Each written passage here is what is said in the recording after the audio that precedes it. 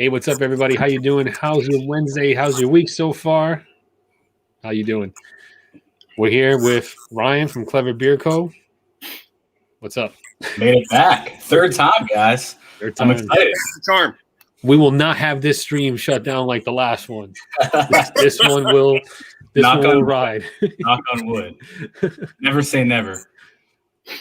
Let's do a quick roll call before we just do a little chatter, and then Johnny and Ryan have a talk about some major goings on at Clever.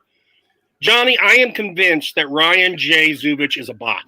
That's just the way it is. He's got the weird circle in his name. He's always here, and he never is here. Right? He He's here commented twice. He commented Did twice. he? Yeah. Wow. Okay. Oh, hey, deliberately bearded. Now there goes my bot theory. Ryan J. Zubich, good to see you as always. For the first couple minutes, and then I don't know where you go. Rob Brannon, what's up, my brother? Ron, the Blue Wrench. Virid Vato, orale! Beards and Shenanigans. That is the artist formerly known as Irish Whisker. Oh, okay. I will be doing a live with him this week. He wants to talk about disability, so Ariana and I will be doing a live with him Saturday. Cool. Socially Bearded McMahon in the house. McMahon's wife won a giveaway last night. How about that? Nice. On the Congratulations. CMU. Billy Rogers, what's up, my brother? Big Bearded, good to see you. Donald Long, good to see you, sir. Beard Code, Devin. You know, Devin's feeling that heat. He was the young guy in the community, and now Jay Cruz has come along. I think Devin is still probably a little younger, but I think he's Devin. feeling that heat. Yeah, I think Devin's younger. Yeah. Yeah, I think he's feeling that heat. You know, I feel it. I think that COVID knocked him off. Nah, Devin's busy. He's busy. Why? He's got Yeah. he's got college and basketball and stuff. Oh, and come on. yeah, he's busy. He's busy. He's not that busy. He's Yeah, 21, whatever he is. He doesn't look busy yet. Dagan, what's up? Jeff Rice. Christos, what is up, my Grecian brother?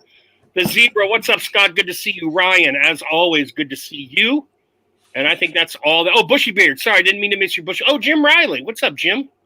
Jim's been in. Oh, and Eric. Eric, I probably did mean to miss you.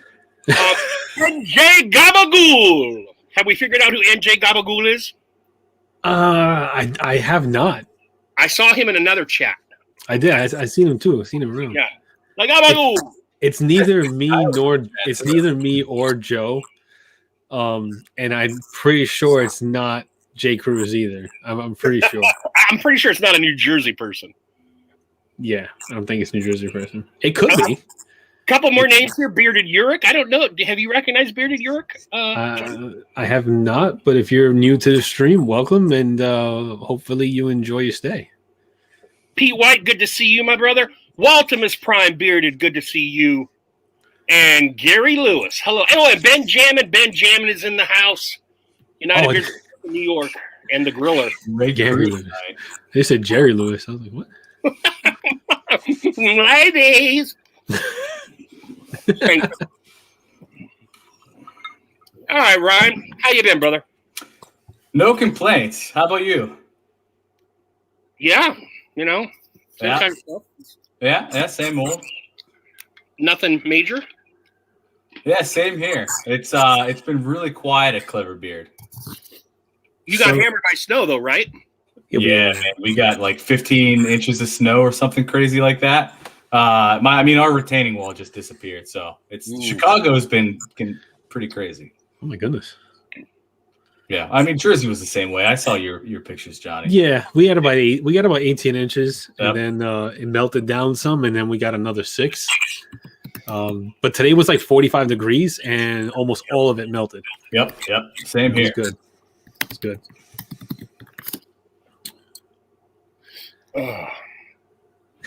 Who's the Putu that hit the thumbs down? Sorry. I don't know, some Jagoff. Who knows? Yeah. It's all right. It's fine.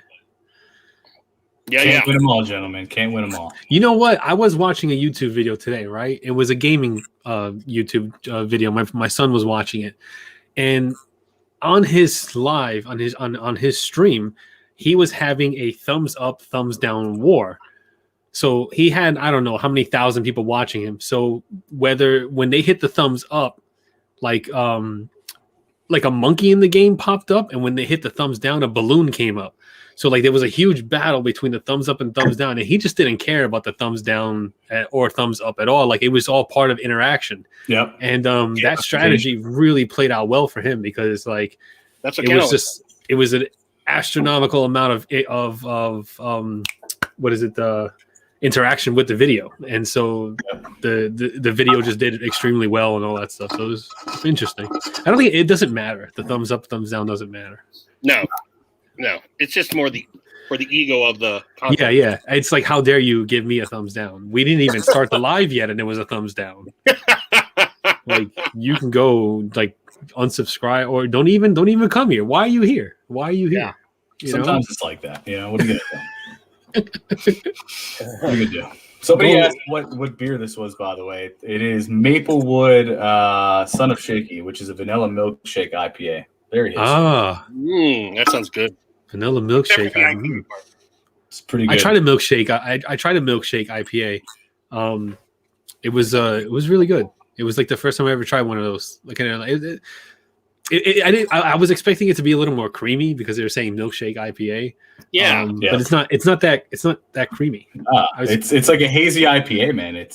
I mean, and the beer industry it's like the beer and beard industry is kind of in its heyday right now. There's so many crazy stuff coming out. Yeah.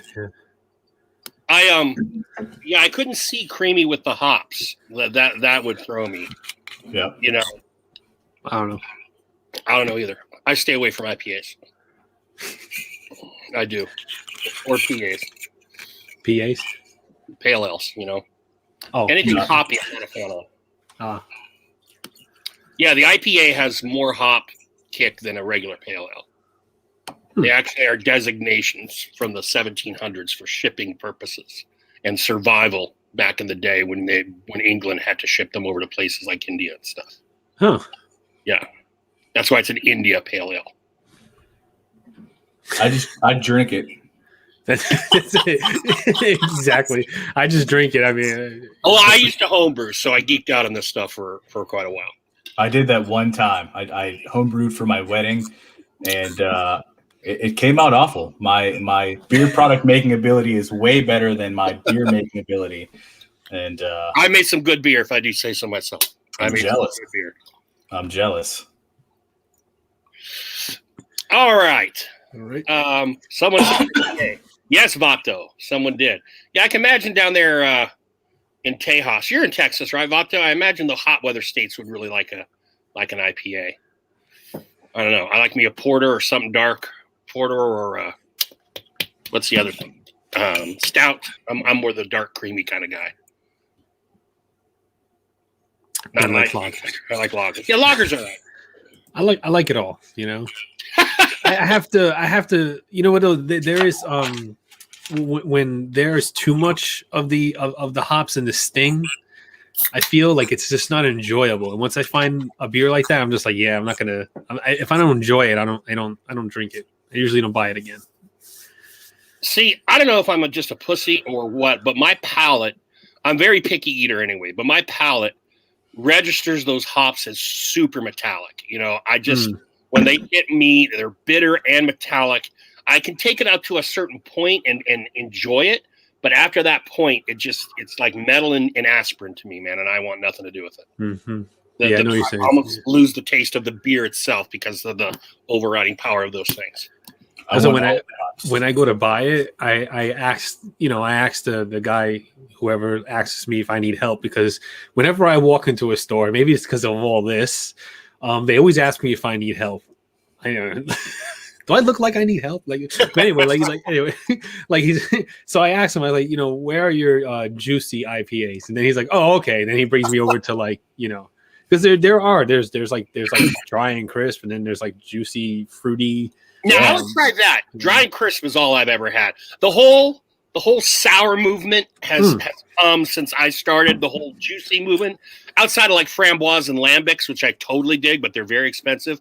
But I've missed out on this kind of juicy beer. Gotta go juicy beer, Joe. This is what this is, and it's like the New England style. It's really good. And if you are not a very hoppy IPA fan, I feel like you would be a lot more of a fan of this kind of Yeah.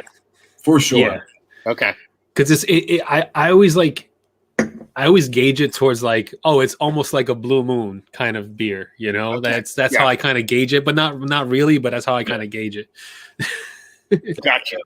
Yeah. Got you. By the way, Johnny hosted. For those who, for some reason, didn't see, there was a ton in the chat.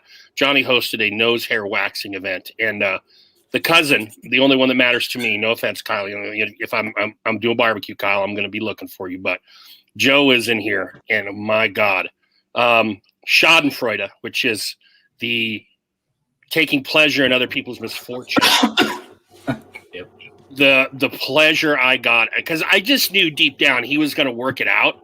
But after a couple tugs and then seeing the fear in his eyes, a little thing happened in the pit of my stomach, like, oh shit, what if it doesn't? But then the Schadenfreude hand just stomped that shit out and said, don't be a pussy, laugh. Dude. Wait till something bad happens, but laugh. That was great. Go back and watch it on Johnny's channel. Watch it and just focus on Joe, man. It is must-see viewing. You gotta see. When I saw that happening on my end, I was like, I'm telling him, hey, it's gonna be okay. It's gonna be okay. But inside, I was like, oh my God, this guy's got to go to the hospital. I was so scared. You have no idea.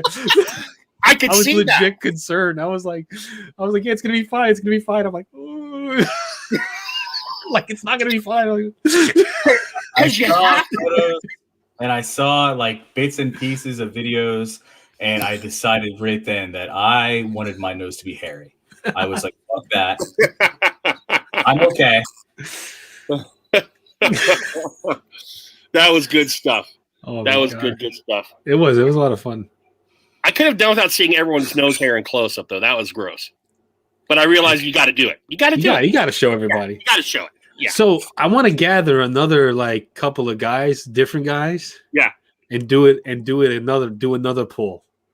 Because when you buy the kit, you get like I don't know, like 15 to 20 applicators. Yeah. So I can wax my nose like a bunch of times. So Yeah. like, if anybody wants to do that, we'll come on. We'll do it. Same thing. You can get on the live and get like 6 guys, and we'll yank it all out.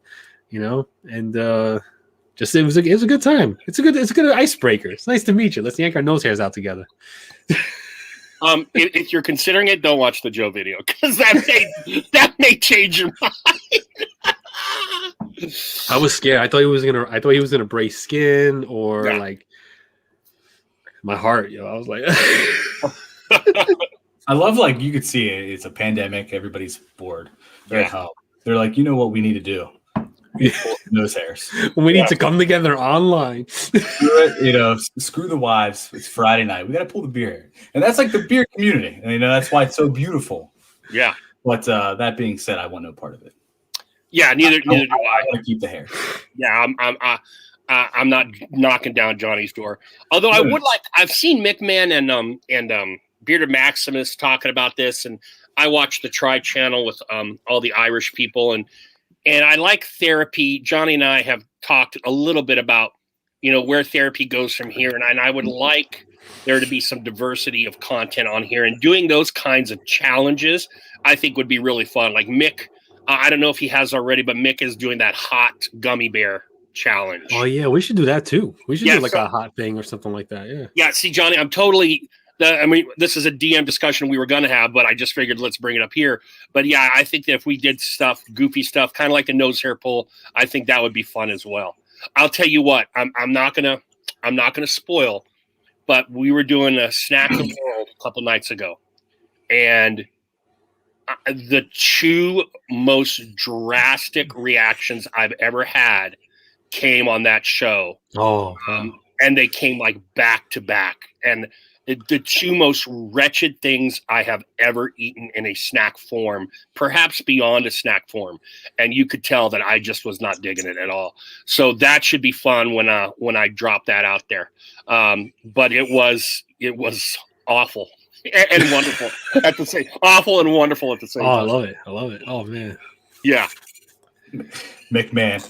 Sorry, McMahon. I'll hold my beer down. Beer code. McMahon should do a circus cow eating challenge. That's it. You know, you drink it like a weirdo, like I was drinking like this, and it's it's a tulip glass. Don't fuck with McMahon, dude. I would not fuck with McMahon. That is not a guy I want to meet on a dark, dusty plane in the middle of the Scooter State. Oh, I don't know. Yeah. He looks like a nice guy. Nice. McMahon looks like a nice guy. Mick looks like a nice guy. Well, I'll tell you what. Mick is the kind of guy I would do anything with. Drink a beer, go to an amusement park, and all that stuff. But he's still not the kind of guy I would want to meet in a dark night if he's fucking. That's Yeah, but now I'm self-conscious about how I'm drinking my beer. You know, so now I'm sitting there like, No, that's the way you're supposed to drink it. You know, to go off screen. Ryan's gonna keep killing his camera. Oh man. Hey, Captain Stash, what's up, my brother? Look at Jeff Rice has your back, Ryan. It's a tulip glass. That's how you hold it. see, I appreciate that. There you go. Jeff Rice is a good man. Good man out there is Jeff Rice. Although I feel like every beer glass should be like double paned, insulated, so the heat of your hand doesn't warm up the beer. You know, you can get to room temperature without avoiding the heat of your hand. You know? Yeah. Maybe that's just me. I'm not a big enough glass geek, but now that I've been drinking more hard liquor and researching bourbon and scotch and things like that, I've been hearing about things like that. Like, I guess it affects maybe wine perhaps more than anything else as far as tasting but I don't know. I'm not that big a geek, but I love the knowledge of it. I love all the history of it and all that stuff. No, Jeff, sometimes you want to savor the flavor. You don't want to just gulp it down, especially if you're going to buy like 4 cans of beer from what would that run? Was that a 4-pack? And it run you like almost $20. $20. Yeah. So like that. Yeah. Don't worry. I've got another one on tap. All right. No, but I'm just saying, like that's why. Like, I got another one in the hopper. That's why you don't chug it down. That's why you don't. Yeah. This one's a stout, so there's no way I'm chugging that one down. Yeah. Oh God, yeah. I will crush Actually, some stout. I do chug stouts because I love them. They slide on by. Although more porters than stouts. Stouts have a little. Well, that one's 11%, so I'm a little guy. I'm gonna enjoy that one. I still have one. I got one happy. fried ice cream stout upstairs. One left. Oh, yeah. Walt, I don't have. I've not, to be honest with you, Walt. I've never drunk scotch. I've only drunk bourbon. So true, like Irish or Scotch, I've never, or American Scotch, I've never drunk it. I never have drunk it. Yeah, there we go. Stay in the perfect tense. But I would love to come on your guys' show, or if you wanted, I don't know if Johnny wants to do something like that with Scotch. Yeah. Oh man, I like Scotch. Have you on here? Sure. Yeah, we'll work that out. We'll work that out. Buy a bottle. Definitely buy a bottle of some good stuff. Yeah. Yeah. Of I'll what I start think is a good little stuff. group chat. We'll have a Scotch. And we could use a fourth. So if there are any other Scotch lovers out there, talk to us. But, all right, we're all warm. You guys are all slathered and hot and ready. We're all warm. I'm going to hand it over to Johnny and Ryan to talk a bit about Clever. All right. So, as you guys know, Clever's been on the show before, debuting Sense and all that stuff. But tonight's a little different. Ryan's going to go over, like, all the awesomeness that's happening over at Clever. The whole revamping of Clever, right? In a sense. So yeah, Ryan, let the people know what's going on over there. Yeah, and revamp's a good word for it. I feel like we had a good fall and a good Christmas season, and we wanted to kind of just put that back into the company. And year 2 for us, which by the way, our 1-year anniversary is this Saturday, February 27th. So we're coming up on our 1-year anniversary, and so for year 2. As a company, we kind of decided that it was about perfecting our craft. Year 1 was really about kind of figuring out where we fit, in the grand scheme of things. And year 2 is about perfecting everything. And so what we've been spending the last probably 3-4 months on is just listening to customers and testing things out. And that's exactly what we've done. So our beard oil, we've tweaked, we've updated the ingredients. We cut out grapeseed. I know everybody's been applauding us for that. We listen to our customers. And so that was one of the things that we felt like in order to break through that next barrier that we needed to do that. And so we cut out grapeseed, we added avocado and castor to our beard oil. And then, with our balms, we just kind of tweaked it a little bit. We added basu oil, which is a new ingredient for us. Our wash is staying the same. And we're going down to those 3 core products. So I know that we're probably going to upset a few people that we're not doing butters at least for the foreseeable future. But the short answer to that is we just weren't having fun making butter. So we decided to go down to oils, balms, washes, kind of bring things in a little bit. Our scents. So we ended the year with about 18 cents. We cut a lot of our seasonal scents down, and now we're down to 12 cents. However, we have introduced 3 new scents. So we've got the Irishman, which is a St. Patrick's Day scent. We've got Clever Man, which is our signature scent. It's kind of an oud cologne type scent. And so we're moving forward with these new scents. Our last one is Celebration Blend, which is an amaretto bourbon type scent and vanilla type scent. Our website completely revamped. So when you go onto our website, it's a completely upgraded experience. You can shop by scent. You can instead of going to the oil page and then going to the kit page, you can now go to one simple page. Depending on what scent you want, let's say you want the Irishman, you can pick if you want an oil balm wash, or individually. So it's just a much better experience. And then our pricing structure. So, you're going to look at our site and you're going to say, hey, there seems to be higher prices. However, our shipping costs and our taxes are all kind of rolled into that.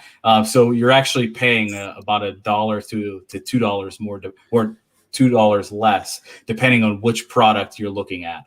So for example, before, if you were to order an oil, our oils were at, $19, and then you factor in shipping, which is about $8, and then taxes and all that, you were looking at about $28. And so now our oils are 25. What you see is what you get. There's no hidden costs or anything like that.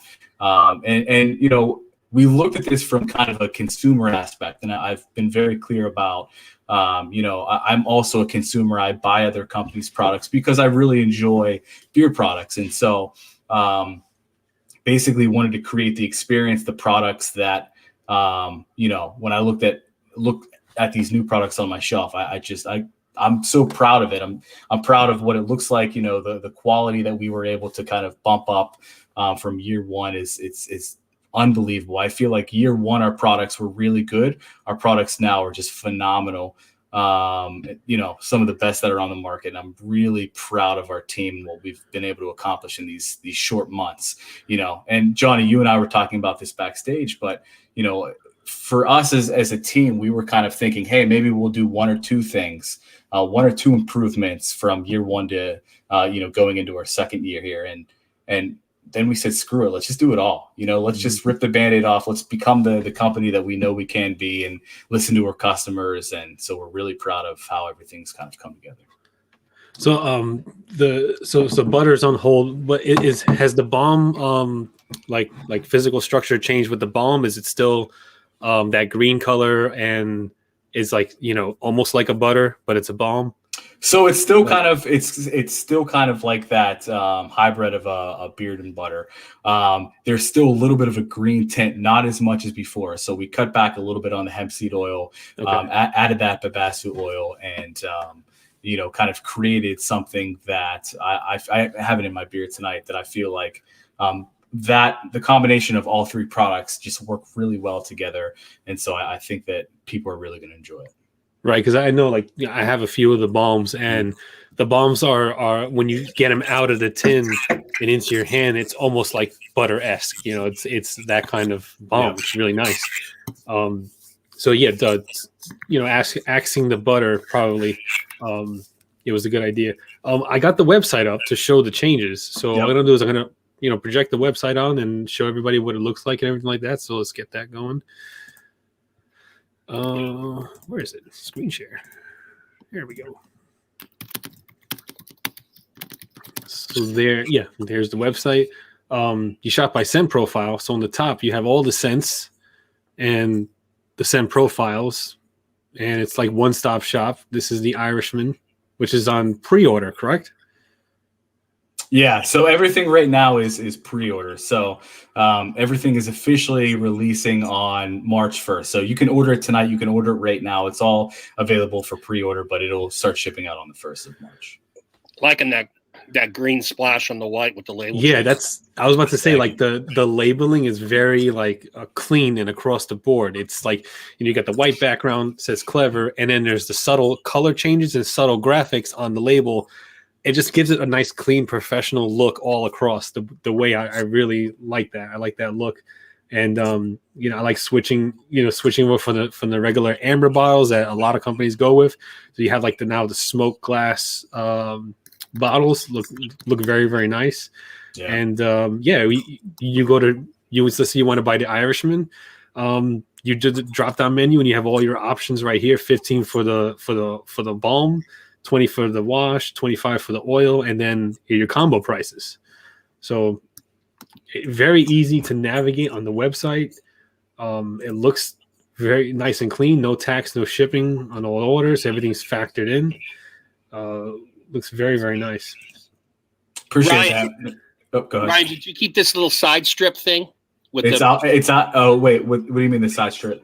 Like with the name and the scent profile on the kind of side of the label? I call it the side of the label. Yeah, so if you go to so you can also shop by type. If you look at the beard oils, you can kind of see what we've kind of done on the side there. So yes, you still have kind of the scent profile. It's just laid out differently. And, you know, with these new labels, obviously we've moved away from the craft. We've gone with the waterproof labels for, our second year. So yeah, there you go. You got now it's all right side up. So you got the Irishman, clove, spring water, and gold. So it smells like gold. Oh, there we go. Gotcha. It's got pockets of gold in there. Honestly, that scent is kind of like an Irish Spring type scent. Oh, I love it. So yeah, it's a really good scent. It's a fresh kind of spring scent.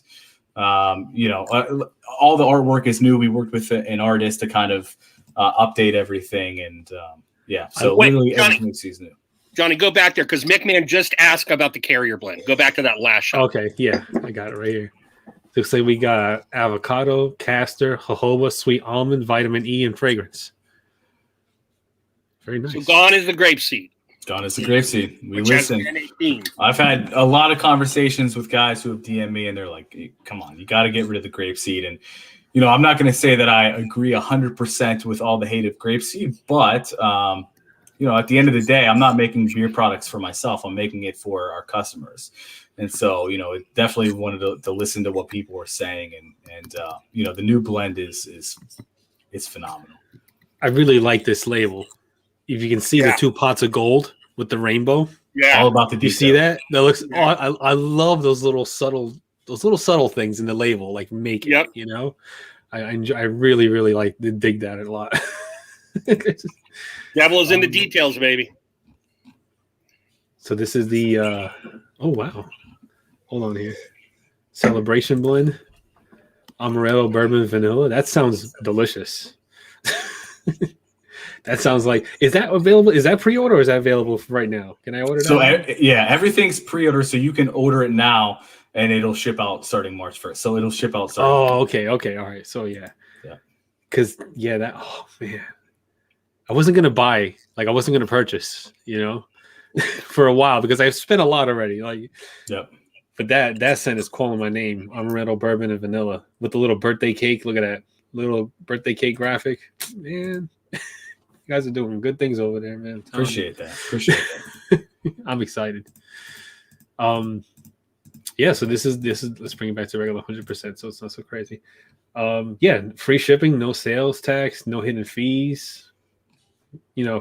This is like the most clear website, one of the most clear websites I've seen when shopping for beer products. Just everything's pretty much laid out, and it's all there. You don't have to search for much. Even when you're here, you got the scent name and the scent profile and the cost, and this is. And that's the thing. I mean, our oils before, and I'll reiterate this because I saw Gary's comment. Our beard oils before were over 27 and change. So we're literally giving a discount of about $2 plus on that. Mm-hmm. And I feel like it's a good deal. We've included everything, and that's the thing. Again, as a consumer, I never liked going to a website and somebody's going to put up a beard oil that's $17-18, but check out and see how much the price is, and compare it. Yeah. I mean, no tax and no shipping. That's the price. So if I order this wash, yep, $20, that's it. Whereas $20 before you were probably at $21.50 before, when you factor in, the tax and the shipping and all of that. So McMahon asked Ryan, all cold pressed, I assume. Correct. Nice. There you go, Mick. Hey, Mac with the cheese. Even with the yeah. I'm just loving the way everything's looking. Appreciate that, man. Appreciate that. Yeah. All right, so that was the website. And we're back. So, all right. Is everything on the website pre-order, or is there stuff live that people can order right now? It's all pre-order. It's all pre-order. Right now. Okay. Yeah, but I mean, it'll ship in less than a week. It'll ship by Monday. So. Okay. All right.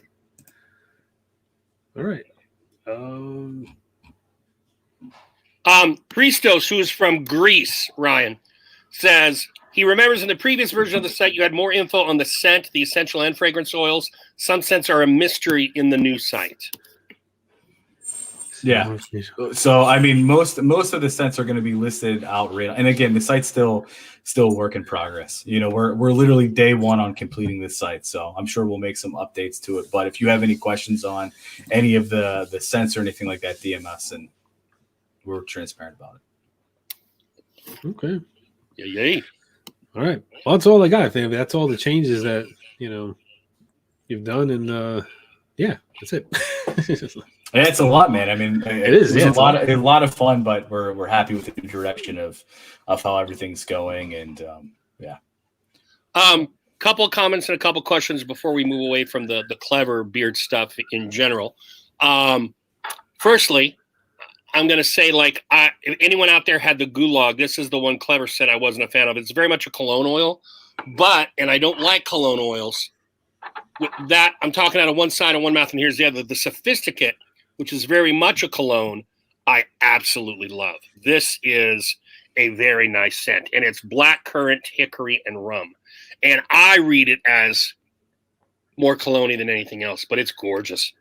Mm-hmm. Yeah, this is a gorgeous one. A seasonal I want you guys looking for, assuming that Clever does it. And I mentioned this briefly to Ryan, and he said that it probably will be back, is the Thanksgiving oil. I slept on this. I didn't even see it released. And on Black Friday, I got, I think, 6 Clever oils because he was doing a buy one, get one last Black Friday. Oh, and it just had a couple things in there. I'm like, well, it's got brown sugar. How can it go wrong? But this is really nice. Brown sugar, cranberry, and sweet potato. All right. Oh, wow. Sweet potato. This is gorgeous. It's got that brown sugar leading and what's kind of hanging out in a very nice way. The cranberry, you just get enough of the sweetness and enough of the sour without it turning you and making you go, ugh. All right. So I think this is the serious, no-name assassin in the Clever line. This is a gorgeous scent right here this Thanksgiving. So I'm hoping, Ryan, come fall, you come back with this one. And, of course, America the Beautiful. A lot of people know this one, Silent Night. I think this is very popular for Clever. And if you haven't hit on this one, Democracy. I love this one. Apple, blueberry, and leather. The leather is back in the mix. But so the apple and blueberry are kind of forward, and it's like the leather's got its arm around both of them. You feel the leather there, but it's not too overpowering. It just kind of gives those very crisp and sweet smells a little body. That Democracy is fire too. So if you're looking for some Clever scents, that's what I think about some of the ones I have. I would probably go Thanksgiving, Democracy, and of course America the Beautiful is my number one. What is it? The America the Beautiful, Silent Night, and the pumpkin one, pumpkin spice. This was my favorite pumpkin spice scent this past season. Appreciate that. That'll I'd say 99% chance that comes back in the fall. Oh, so we pulled back a fair amount of the scents that you guys just mentioned, but we're gonna kind of rebuild it as we go. Diablo, the Seafarer. This was a top scent for me. But this was a top scent when it was early in Clever's line before they released a bunch more. Still love this scent. It's just that they have made some scents I love more. Still a very good scent. There's just other scents I love more, but I love that Seafarer, a nice aqua vibey kind of cologne. I don't even like saying cologne, but it's weird to say it smells like seawater because then you're like, oh, it's fishy and salty and rank. I don't want to give that idea, but it's got that sea vibe to it without being overtly cologne-y, but I think the cologne is the best catch-all term you could probably put on this. But it's a nice, unique one, too. Yeah, I still have that. I still use the wash pretty regularly, the pumpkin spice wash, even though it's well past pumpkin spice season. It's still, it just smells so good. I love it. And I'm not a fan of the romantic. I'm not a fan of those scents, but I will say for those kind of scents, it's a gorgeous smell. It's one of those that I love to smell, but I wouldn't love it in beard. But it's chocolate, rose, and what else, Ryan? Or is it just chocolate rose? Just those. It's garden rose and chocolate. Yeah. And that was our Valentine's Day one, which is it's a permanent as well. Yeah. It wouldn't go in my beard, but as a scent, I absolutely adore it. I can't wait till I can start running my humidifier thingy again, disperser, whatever you call that thing, because I'm going to be dropping my version. I have a very early version of the romantic. I'm going to be getting that in there because I love that. That's right. I hear a lot of good things about the golfer too. That's what Billy Rogers is saying. He's saying the golfer. More grass. I never got the golfer. I'm gonna have to pick that up eventually. So if that's still on the side. Yeah. We made it a permanent as well. The golfer I didn't expect that to really do as well as it did, but a lot of people really, really like the golfer. Oh, you know what? It's peaches, fresh cut grass, and magnolia. Yeah, and so that's going to be kind of one of the ones that we feature in April, especially Masters time and all of that. So yeah. Okay, yeah. That's pretty awesome, man. I like this stuff. Oh, the nightcap and jasmine, chamomile, and lavender. Sounds like that puts you to sleep. Yeah. So we've upgraded. Well, so what we did was that was the Night Owl, and we kind of tweaked the name a little bit. Okay. Yeah, for those who don't remember, my thing to Ryan was put more grass into the golfer, and he said, "Well, it's our best seller, so I think it's doing okay." But what's nice about it that I don't think any peach scent I smelled is you really get the peach when it's got magnolia in it. So you get the peach and the floral. And talking to other owners, peach is kind of a tricky scent because it's very powerful. So to be able to kind of mute it and not have it overtake everything. And there's a really nice balance of that peach and floral in the golfer. Appreciate that. Yeah. Wow. The resolution is champagne, citrus, and celebration. What does celebration smell like? Man, you got to buy it to know it. It's it's our New Year's Eve scent. Interesting. Hey, Bushido. Oh, Puzzly, you haven't tried Clever yet. Oh man, there's a lot of scents here. There's a lot of scents that I want to try. Yeah. That's what, like, when I went on for the BOGO, I was like, oh, I'll get one, maybe two. And then I realized I had missed some scent releases and I wound up getting 6. I bought 3 and got 3 free. And they just kind of sneak out there on you. But I have not tried the New Year's one. It's not one I probably would try, but it sounds interesting. And I definitely want to try the freaking spring one, the Irish one. That celebration blend. I just keep reading that scent profile over and over again. I feel like that's going to smell very, very like yummy. It's good, man. That I mean, all of our new ones, I'm a huge fan of. But you're right. I like the Irishman. The celebration blend is phenomenal, and Clever Man is. I mean, it's our signature blend, right? So that's going to be your classic oud cologne, an everyday scent, and something that I wear a lot. And then they have the musician, which is amber, oud, and musk. Mm-hmm. Anything with amber in, I'm game because I like me and Amber have a relationship, and she's like the side chick. I have a lot of scents with amber in it, and she's been good to you. Yeah. The musician's on deck for me, Johnny. I like it, but I've not been compelled to pull the trigger on it. But I like that combo, even though I'm not a guy. Chris says he's a fan of the Clever stuff. He just wish he didn't go nose blind to it so quickly. Diablo had a good question. I don't know, Diablo, because I kind of think of when people say pumpkin spice, they're really talking about the spice. I don't know of that many scents that are actually pumpkin predominant. Yeah. So Johnny or Ryan or anyone in the chat, if you could answer Diablo's question about who might have the best really pumpkin forward beard product Oh, out there. for like pumpkin? I don't know. Yeah. I mean, He wants all something the that's scents fresh pumpkin. That's what he said. like fresh pumpkin. All I have is pumpkin spice scents. I don't have like just like pumpkin. Right? I mean, hold on. Yeah, I'm not really sure what you're talking about when you say the pumpkin. Now, if you want like the pumpkin spice, because ours is more of kind of like the pumpkin latte, kind of a coffee type scent. If you now on the other side, because everybody, when you say pumpkin spice, everybody's brain goes somewhere differently. If you want the opposite end of that spectrum, which is like just that pure pumpkin spice, I think one of the best ones that's out there is probably what is it? Honest Ape? Is that? Yeah, Harvest Moon. Harvest Moon, yeah, I've got that one, and that was the first pumpkin spice one that I bought. So that's for I feel like that's kind of the opposite end of the spectrum where we're at, kind of that pumpkin latte type stuff. Yeah, his is very like nutmeg. Okay, Diablo, here's the question: do you want pumpkin pie smelling, which I don't think you do, or do you want you're carving a pumpkin at Thanksgiving, stick your head into the hole and that smell? That's what he wants. You're looking for. He wants the fruit, like the actual pumpkin itself. Without all the good spicy nutmeg, cinnamon, clove, whatever you throw in there. That's what I'm thinking. Yeah, I think that's what he's talking about also. And I don't know if any scents have just straight up pumpkin scent like that. Because that's not really, I guess, tough scent to get down. That's yeah, exactly. I would feel like that's a more like harsher or rougher scent. That takes some craft and a blend to smell like nice, that you want that on your face all day. Because I know when I'm carving a pumpkin and I have the guts on my hands and all that stuff, I'm just powering through, because I don't like that scent of like actual pumpkin itself. I like the pumpkin pie. Like I want the pie in my face. You know what I'm saying? So to speak. We're Eric just almost said he there. likes Uber all over his face. Oh, Redbeard Ryan, Velvet Pumpkin Anointed AK. There you go. There you go. There you go. Can we? Carl Styles asks, can we get a stoner hippie oil? Yeah. Carl Skiles is my older brother, so Right. we'll chat, older brother.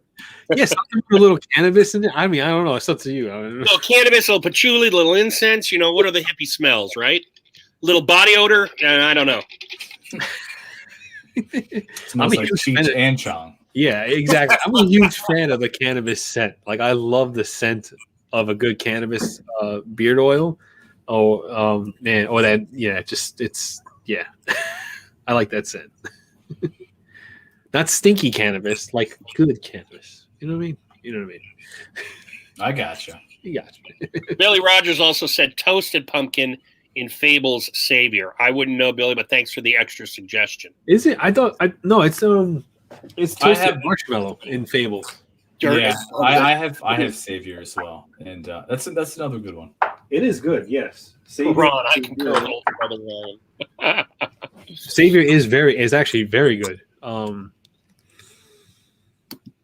I just feel like the pumpkin spice from Clever is just, it smells more. It has more of that the dessert kind of fragrance that I really like. I mean, if I were to compare the two, I mean, it's tough between the two. Yeah, because they're both very, very good. Yeah. I'm a fan of pumpkin spice. Call me what you want. I don't care. Listen, you don't have to apologize here. We are who we are. I also enjoy pumpkin spice. Yeah, yeah. I mean, I don't like the taste of it. I don't like the taste of it, but I like the smell of it. Yeah. But because there's a time in my house where it's literally like pumpkin spice everything, and it's only for a short window where there's pumpkin spice coffee brewed every morning. There's pumpkin spice coffee creamer in the fridge, and everything. There's pumpkin spice candles lit and everything. So there's a few weeks where it's just straight up pumpkin spice in my house because my wife likes pumpkin spice. And same thing when she smelled the Clever. I think I have the pumpkin spice, and I think I have the autumn one, and she just loved both of them. She was like, "Oh my god, these are amazing." Listen, don't let anybody hate on you for pumpkin spice or anything, because at the end of the day, we're all guys who like to put scented oils on our beards. Yeah. So there can be no hate. Let's call it for what it is. I like pumpkin spice too.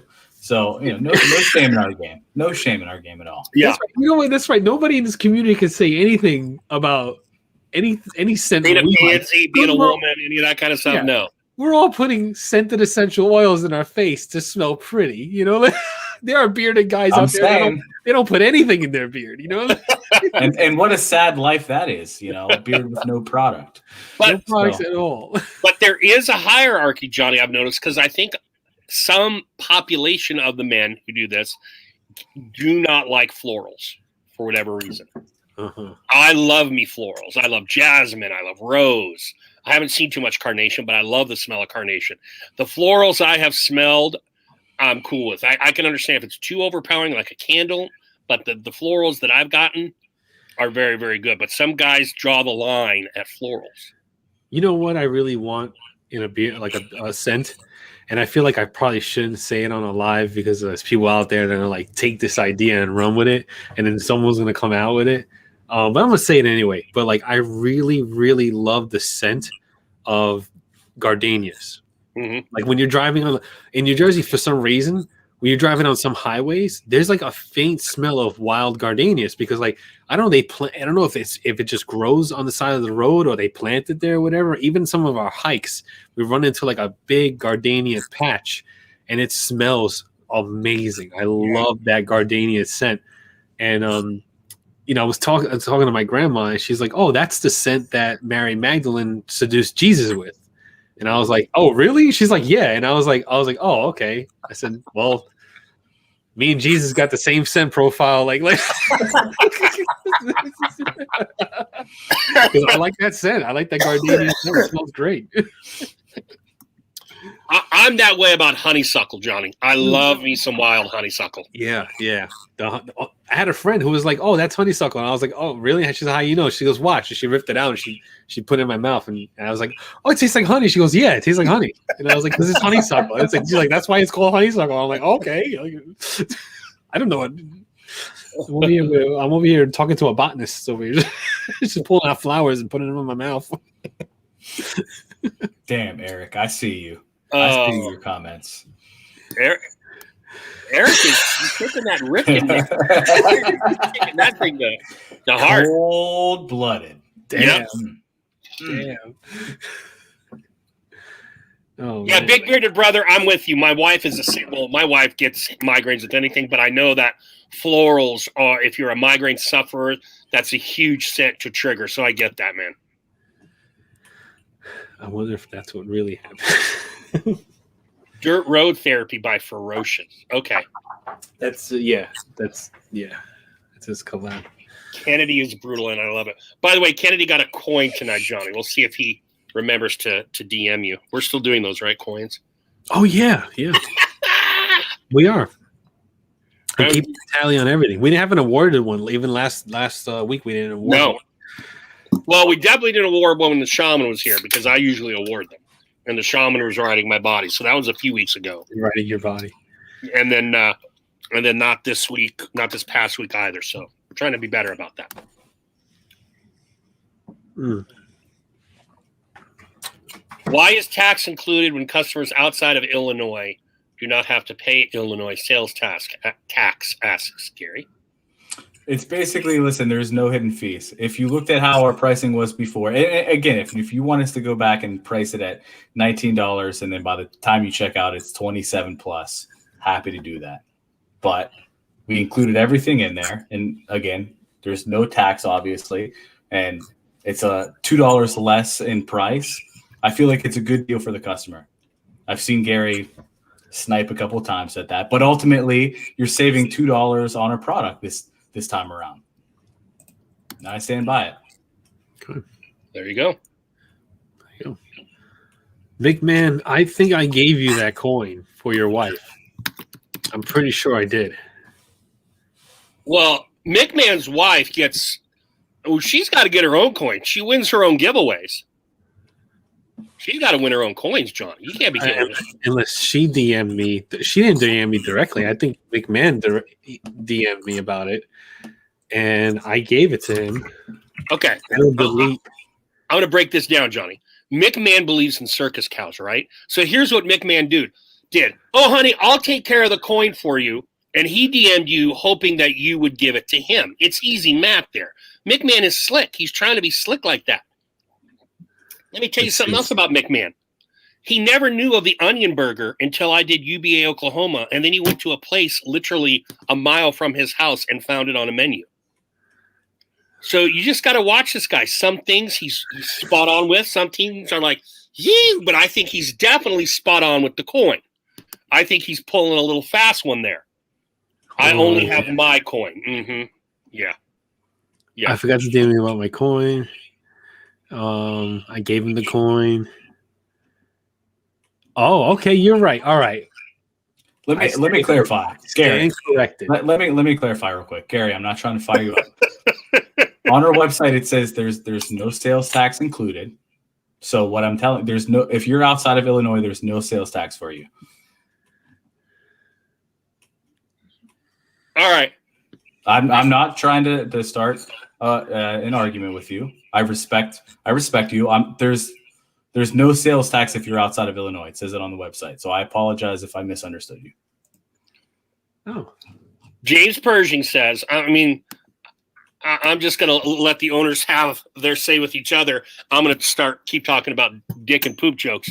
James Pershing says, McMahon believes in real life circus cows that exist. Joe would eat poop. Okay, so all right, and hold on, because that's not all the info. That is what do we call that? That's like a red herring propaganda technique or something. Joe would eat poop. That is his flavored like ice cream. Mm-hmm. All right, that's the sentence, Pershing. You would eat actual ice cream that's flavored like shit. What does that say? So you're consuming a dairy product. So what? It tastes like ass. And not like the good kind of ass you might like to eat, like ass, the shit coming out of your ass. I think you make a bad argument. You lose. Okay, so before this goes, any further, I stand corrected. I do owe McMahon's wife a coin. I haven't got it to her, so I will send it right after the show because I have to slap a number on it. And there you go. So you were right, McMahon. I was wrong. I admit it. Whatever. Damn it! So my McMahon theory falls through. It's fine. Yeah, you know what? I'll add on a second coin just to make up for it. But circus cows definitely don't exist. I don't care. I like how Mick said, "I'm honest about coins, but only coins." So he owns only coins. Like fake ass. I think when someone gets to 20. When someone gets to 20, it's like I got so many items like picked out already on Amazon just to like super gag gifts, and like, because it's $20 or whatever I find on Amazon up to $20, I'm just I know you're excited to do this. The payoff would be like an unboxing on IG or wherever, the unboxing of whatever they got from therapy when they catch their therapy coins. Yeah, that's what I want to see. I want to see that, and that's going to be funny. That's going to be awesome. Yeah, I think I need to reassess it and think about coins in a couple other broader contexts too, because there's other people in here that could be deserving them, not just for the good lines or the funny thing. I mean, don't get too carried away. I don't want to have to spend like $300 worth of stuff on Amazon. Well, they got to earn 20 of them, Johnny. I mean, they got to earn 20 of them. Yeah, that's a lot of damn coins. Even still, like, Zebra, I'm not made out of money, Zebra, do not help McMahon out here. James Pershing is already drinking that Kool-Aid. Don't help him out. Preach, Zebra. Wait. I missed. What did Zebra say? Rodeo bulls has rodeos plus rodeo circus eagles circus cows. Yeah, he's trying to come up with some weird algebra to make McMahon. No, that's not how it works. No. We're not doing what's that? What's that math called now? The new math, although that wasn't. What is it? What is it called? The new math. What is it called? I don't know. I don't do math. I don't have to. Outside the basics. Oh crap! I'm drawing a blank. He's gonna get some props for the Ameling. It's Great Ocean Brew. Pete just asked what kind of beer it was. Common Core. We're not doing Common Core farming animals and we're not doing Common Core circus cow math right here. You know, it is. Thank you, chat. I love that. Everyone, Common Core. That's scary that we all know that. You guys shouldn't know that. That's cool. You guys are awesome.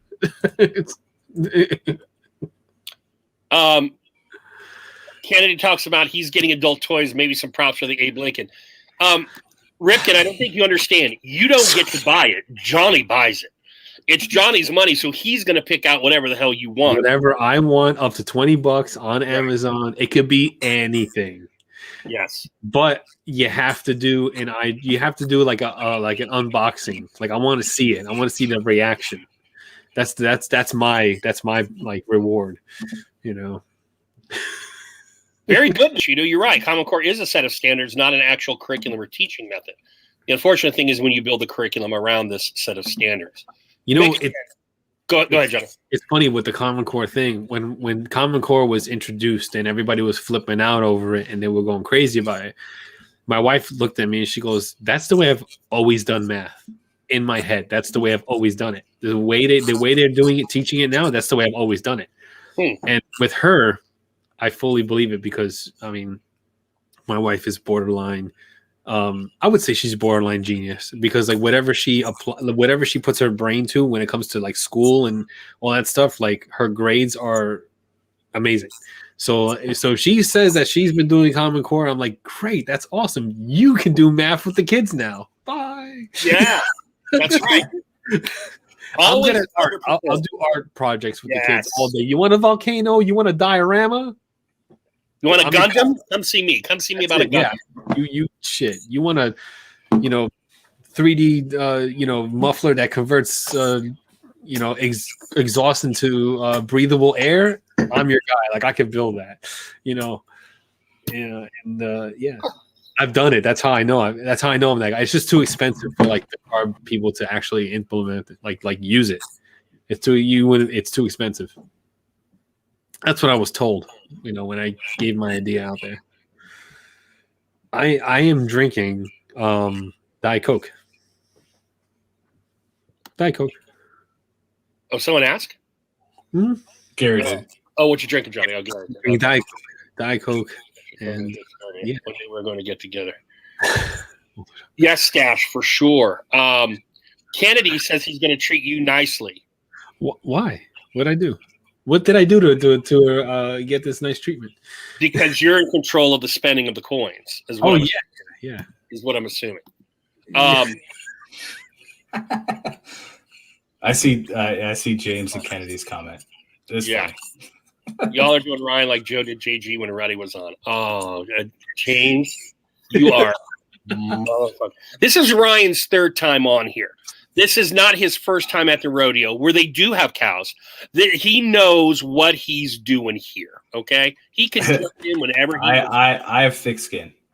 Yes, he does. Yeah. No, we did the thing with See you later, Gary. Yeah, we're good.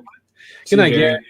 What did Jeff say? I like Jeff. I don't want Jeff to have said something to make me reassess. What did Jeff say? Where did Jeff? Whenever McMahon goes boom, I always worry. Boom! Jeff, I have not tried that yet. What? Did I miss it? No, I don't see it. I don't see it. He must. Oh, the 18th Street Brewery? No, it's not that one. It's not that one. You know what I think happened is Jeff's comment is hanging out with the circus cows, and they both don't fucking exist. That's what I think happened. Yeah. That's what I think happened. I'm scrolling back. I don't see it. It's between he and I, Joe. Don't worry about it. Okay. All right. Mick is feeling his oats tonight, baby. Mick is feeling those oats. Ooh. Oh, you're not. You don't make us a shit. I was thinking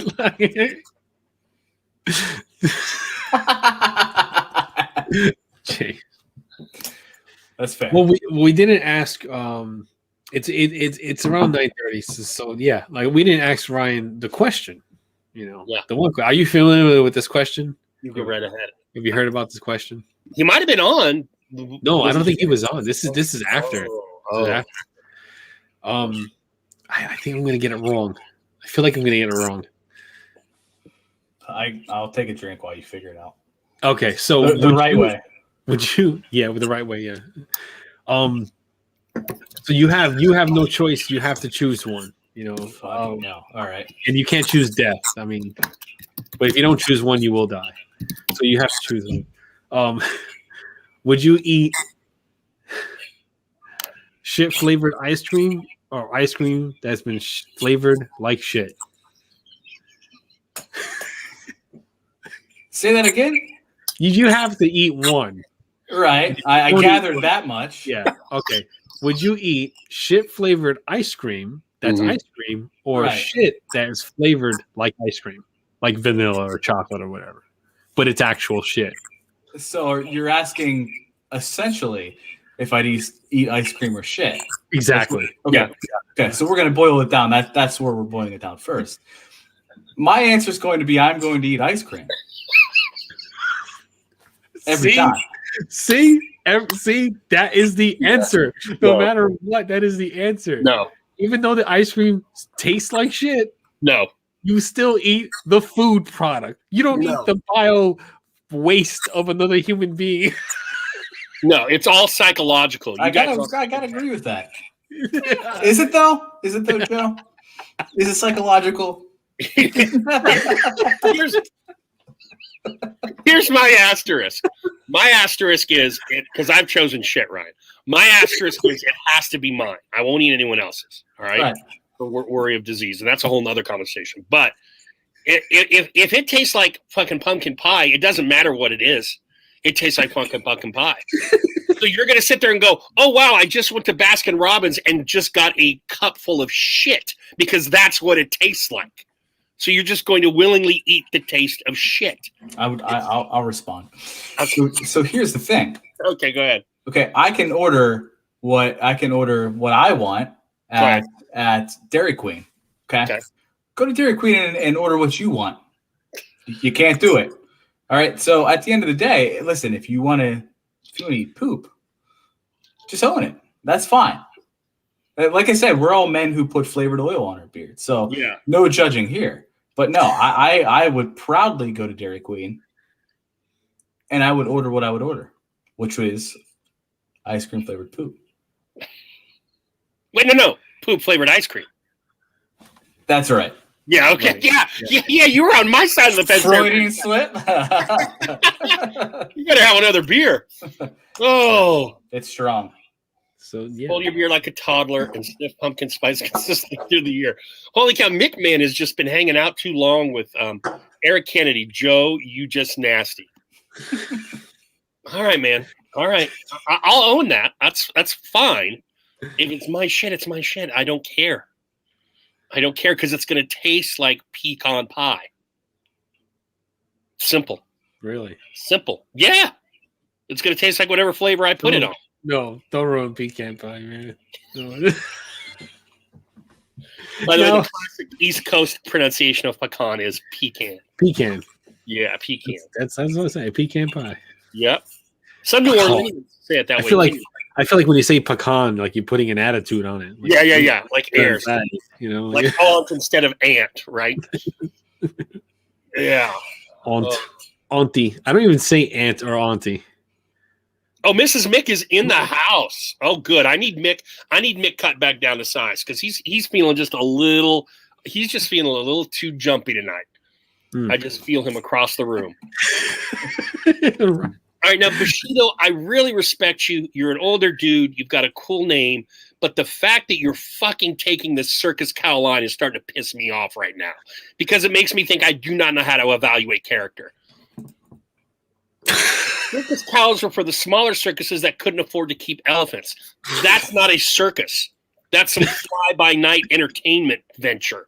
Okay, a real circus is like Ringling Brothers. You know, I don't know what shit American Horror Show circus traveled through fucking Mixtown, but any circus I've ever been to hasn't had a cow because it wasn't a circus from like Guatemala, all right, where they can't get real animals because they're too poor to get real animals or whatever the case may be. Here's the thing. You don't get an elephant? That's like, clown, ringmaster, tent, elephant. You do trapeze art. You don't call yourself a circus if you don't have one of those. It's that simple. Call yourself anything else, but you're not a circus. Guaranteed. God damn it. I have to teach you guys everything on this one. Oh shit. We need an actual circus worker. I don't know if we have an actual circus worker in the bearded community. Oh, okay, who? I don't know. We need someone to step up and like, I work in a circus. We had one. No, I don't know if we have an actual circus worker. What I've learned is tonight I've picked up a few things. One, you're a fan of poop. Two, if there's a cow, there's no circus in town. No, I want to see where the boundaries are set, Joe. Okay, it's real simple. Cow equals petting zoo if it's smaller, or state fair. That's where cows reside. Okay? When we talk about entertainment, obviously they reside on a farm. All right, that's industry. That's economics. When we're talking about our entertainment dollar, they do not reside in a fucking circus. Period. Zoo, certain exotic ones. Like if you're in America and you see some Indian cow with big ass long horns, you might see it in a zoo. But you never ever see a cow in a circus. Definitely not as an animal that's paraded in front of one of the rings. No damn way. Yeah, the Ringling Brothers would have no part of a cow. No. Absolutely not. They'd look at a cow and then they're like, "Do you want in our circus?" Absolutely not. It's not going to be our circus cow. I've been to one of the last Ringling Brothers circuses in New York. There were no cows. Yeah. Although, like when I was there, I was like, I want to join the circus. Like I want to quit life and join the circus. I had that instinct. I was like, oh, I want to just jump into the show.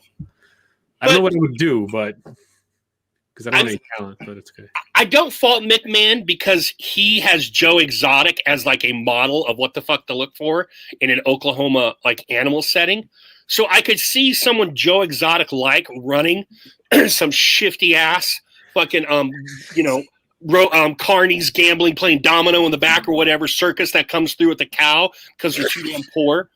But Mick gets a coin for saying, boom, it's real. Don't have to be a multi-million-dollar operation to be a circus. Prick.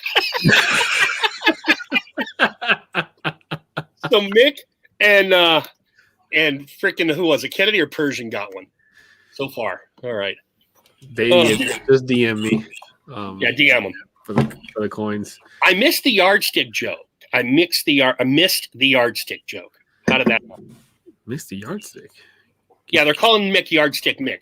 Eric Kennedy, I'm sorry, Joe. I forgot you've been to every single circus ever. I mean, why is this still a fucking thing? Well, right? Yardstick Mick, that sounds like something that McMahon's wife needs to confirm. Right. Because if he's Yardstick Mick, I mean, hey. Everyone needs to hang it up. Congratulations. Right. We need to have him on this show for a different reason if he's Yardstick Mick. Oh, God, no. Oh, man. Bushido is still going. Oh, my God. So we have Mick and James and Bushido, three guys I really dig, two guys of which I really know, all on this party line. Oh, y'all missed a Saturday. I don't know. Circus cows, they don't sound right. They just don't sound. That doesn't sound right. You're right, Pershing. If your carnies are ex-cons, if your carnies are guys that like the particular ones running the game booth that are already, I guess I'm talking more carnival than circus. If they're looking a little suspect, these are all real kind of things in that environment, right? But not a cow. Not a cow. I don't care what your Wikipedia research said. Ryan, please chime in here. Do you believe there is such a thing as this? All started talking about circus animals and box cookies, that kind of thing. Animal crackers. This whole thing started with animal crackers. Animal crackers, right? Because I think did you pull up an actual animal cracker that you couldn't determine what animal it was or whatever, and everyone was like, "Oh, it's a cow," and then it was like, "Yeah, there's no circus." Cow animal crackers in the circus. There's farm animal crackers that have a cow, but there's no circus animal cracker that is a cow. And that's how this whole thing got started. Look, who thought there was a cow in the circus? That would be McMahon was the first to say there were circus cows, and then James Pershing jumped on that, citing research he did, and actually cited his source, which I give him total props for. It just he happens to be a fucking idiot for even bothering to do the research on such a thing. And now Beard Bushido is also joining that whole thing. But his source, I believe, wasn't an American circus, right? It was like a circus in South America or something like that. No, I thought he said something about Detroit, like some Detroit breed. James, refresh me what your source was. I thought it was because it was a circus down. Eric Kennedy, thank you for reminding me. I got on the cows. Ryan, I'm going to call you out on this. Hold on to the cow for a second, because this is way more important. Cow. Yeah, put the cow. Put the cow away. Cow. The cow keeps coming up. You promised us being the beard therapy community, on visit 3. Creepy Andy. That's right. Yeah, I have not been able to find Creepy Andy for months now. He's missing. And listen, what do you want me to do? I did my damnedest to get Creepy Andy on here. The guy's now he's probably prowling around somewhere, but I can't find him. So if doesn't he work with you? No, he's not part of the clever. He just kind of worked. Clever, but when you had your day, I assumed you had a day job when you started Clever. I thought he worked with you. Have not worked with Andy since 2010. Oh, okay. This was when I worked in minor league baseball. I have not been able to find Andy. So if you see Andy, feel free to DM us. We're worried about him. We want him to come home. We have not Check the Ferris wheel at your local carny that comes through town. He might be there. He might be on top of the cow at your local. He might be the cow trader. So we haven't been able to locate Andy in months. I haven't seen him in months. Not that I'm worried about it. I'm just saying I haven't been able to find him in months. Oh man, now I'm a little concerned. His name. Once you put the creepy on there, I'm not concerned. I'm not concerned. Probably could have been leveled by a train. And I wasn't here. Search party at 5 for Creepy Andy. Check your local middle school. I think Andy believes in circus. You're probably right, Rick. He probably does. Here's the thing. Now, this is bullshit. I'm calling bullshit right here because you said, and us 3 aren't the only ones. We never specified it had to be American circuses.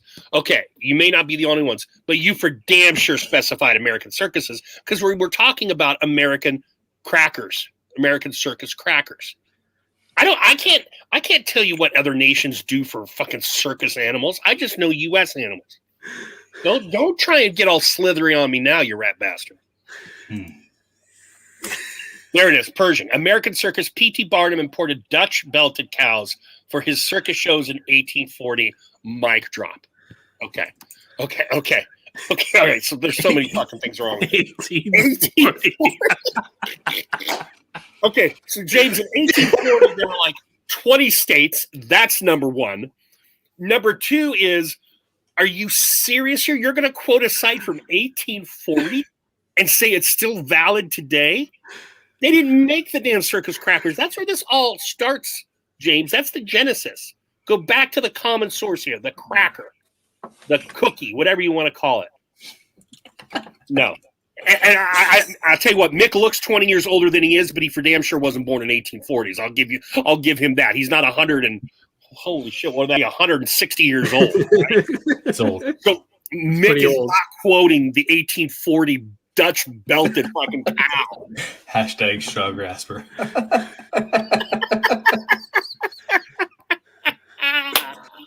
I must have been drunk when I read that site initially. That's funny, man. Bushido, to be fair to Joe, the circuses I went to that had cows were small family circuses that gave away kids. There you go. While adult and message, they don't have trapeze either. Okay. So now Bushido makes a good point here. So you can call yourself a circus and be at a much minor scale, not the multi-million-dollar one, prick. All right. You can be at a much minor scale and call yourself a circus. And I'm okay with that. Make your money, whatever. But you do not make these dictionary definition of a fucking circus in Barbado Joe's eyes unless you have an elephant and trapeze. Then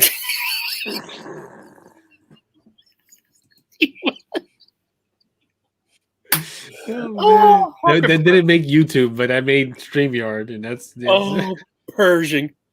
Oh, you kill me. That's great. Yeah, Chris, I was 22, and the age to drink was 16. So I'd been drinking it for a while.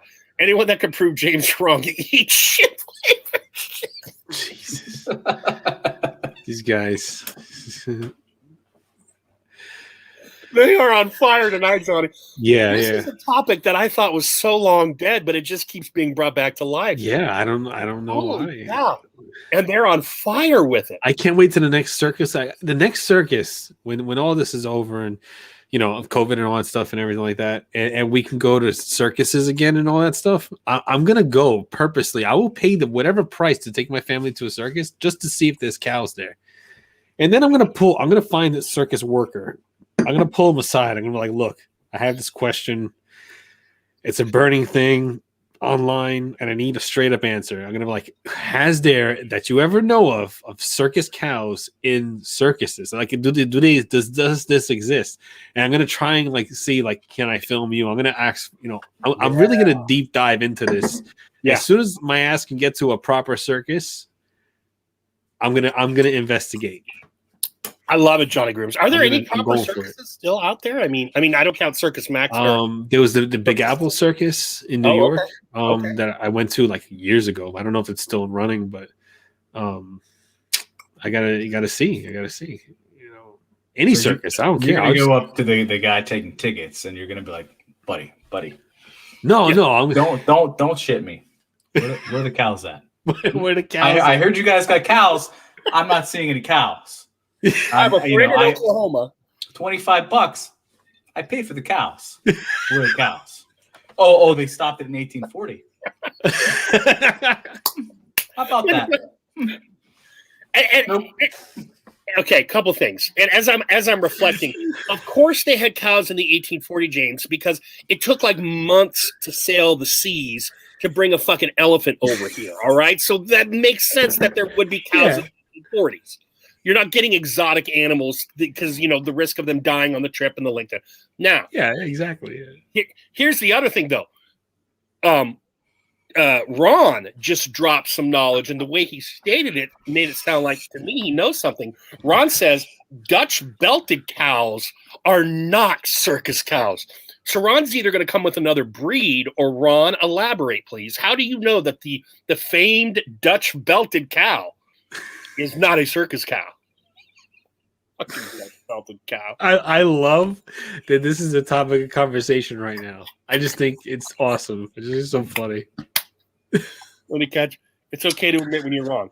I readily do, Eric, but I'm not fucking wrong. Okay, I'm not fucking wrong. For the record, I haven't put out my stance on if I believe. Okay, okay, yes, Ryan, please let's go back to that.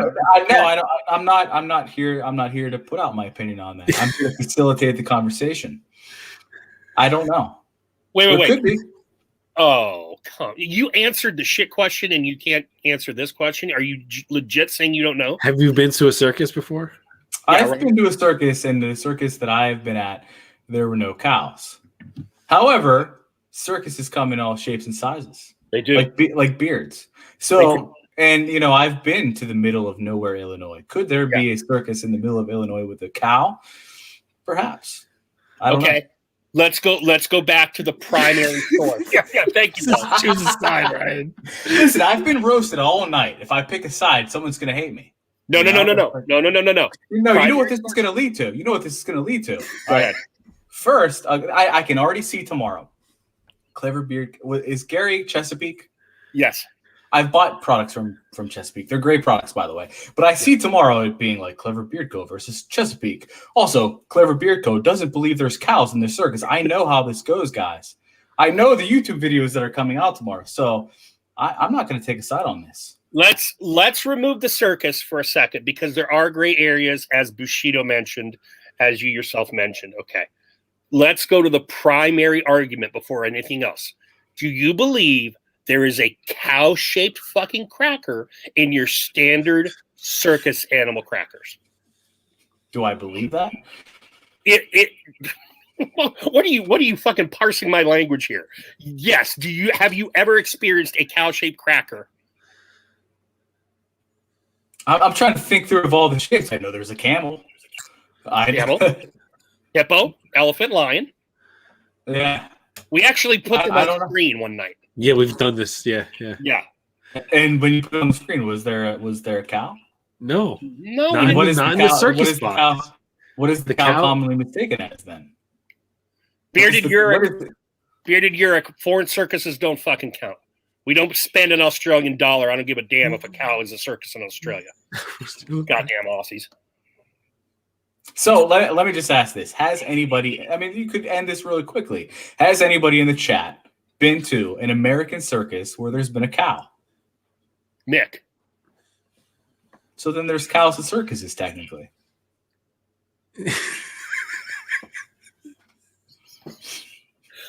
God damn it, Mick. Mick, Roast away.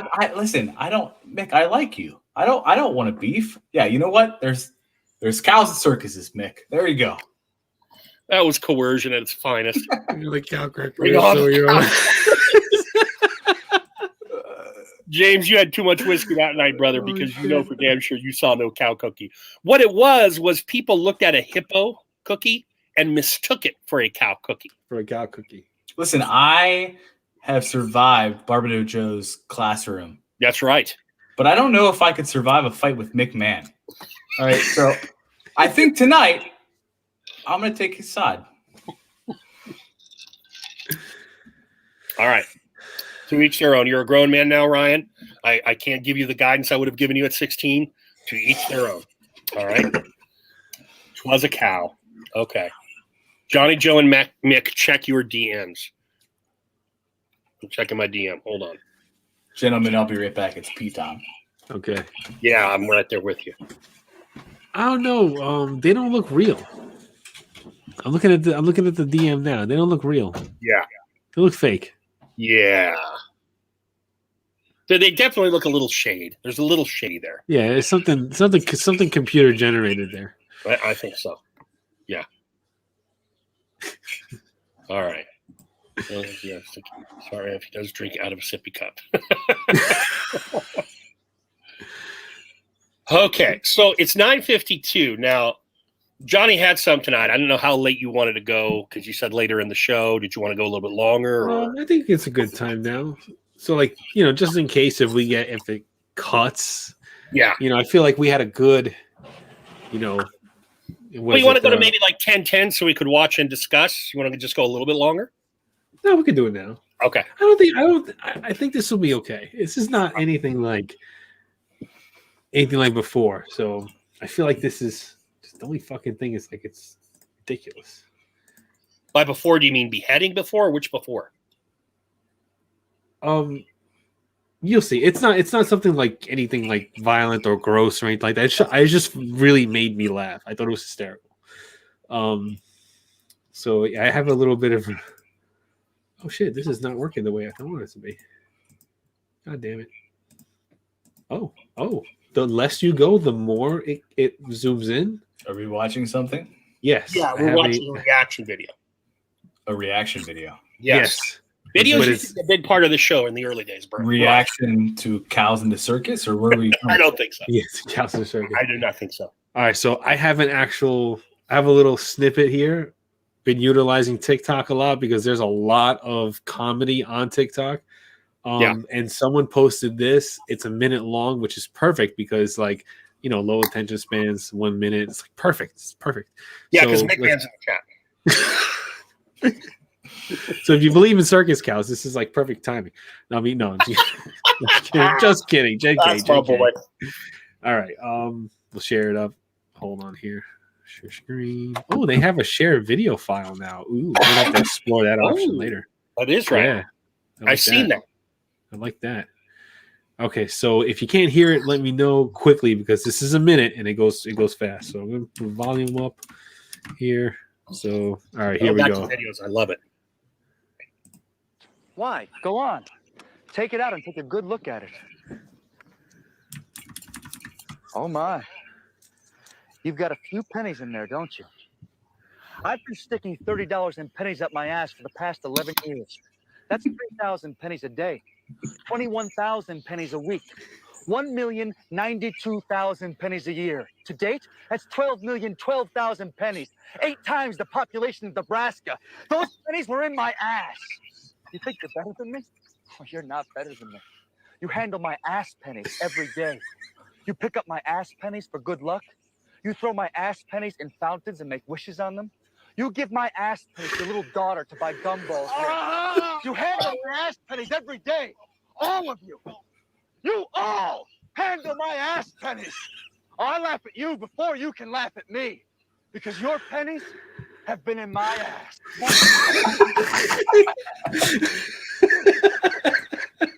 That was good, JP. That was good. I saw that. I was crying. I thought that was hysterical. I thought, oh my god, it was so funny. TikTok had some funny shit, man. Yeah. It's like, did you? I posted it, and I think a couple other guys posted it. But around Christmas time, there was like the guy who painted his beard, and it was like the glitter, and he was like, my wife won't let me paint my beard in glitter, and then he went down and he asked her, he was like, can I paint this? And she was like, absolutely not. And then he shows himself in the beard and he's just got this beautiful, like candy cane glittered beard. Oh, yeah. I've seen that one. So yeah. It was a lot of glitter, too. Oh, my gosh. I couldn't imagine cleaning it up. That shit was fun. That would be a big cleanup. Yeah. Ass pennies. That is a good one. That is a good one. Yeah, see, that's why, like, when I find a really good one, I'm like, all right, this will be good for therapy. Yeah, you know, I gotta like screen it and watch it a few times, make sure it's not gonna be like offensive, and you know, it gets the live taken down and all that. So far, we're good. And also, I didn't use the YouTube thing, so it's not like we'll get hit for copyright or anything like that. Because you know, YouTube and everything like that. So I'll be right back. They've taken the joy out of sharing content, like in this kind of way, away essentially, because you share something, and then they torpedo it. You know, we've had like TikTok or in what? No, I'm talking about YouTube. If I grab another YouTube video and I play here for a reaction, like if the creator doesn't like it or whatever that you used it, they can torpedo the whole live. And then, like, you know, later on I get a notification saying the live's been taken down and all that stuff. So it's bullshit, man.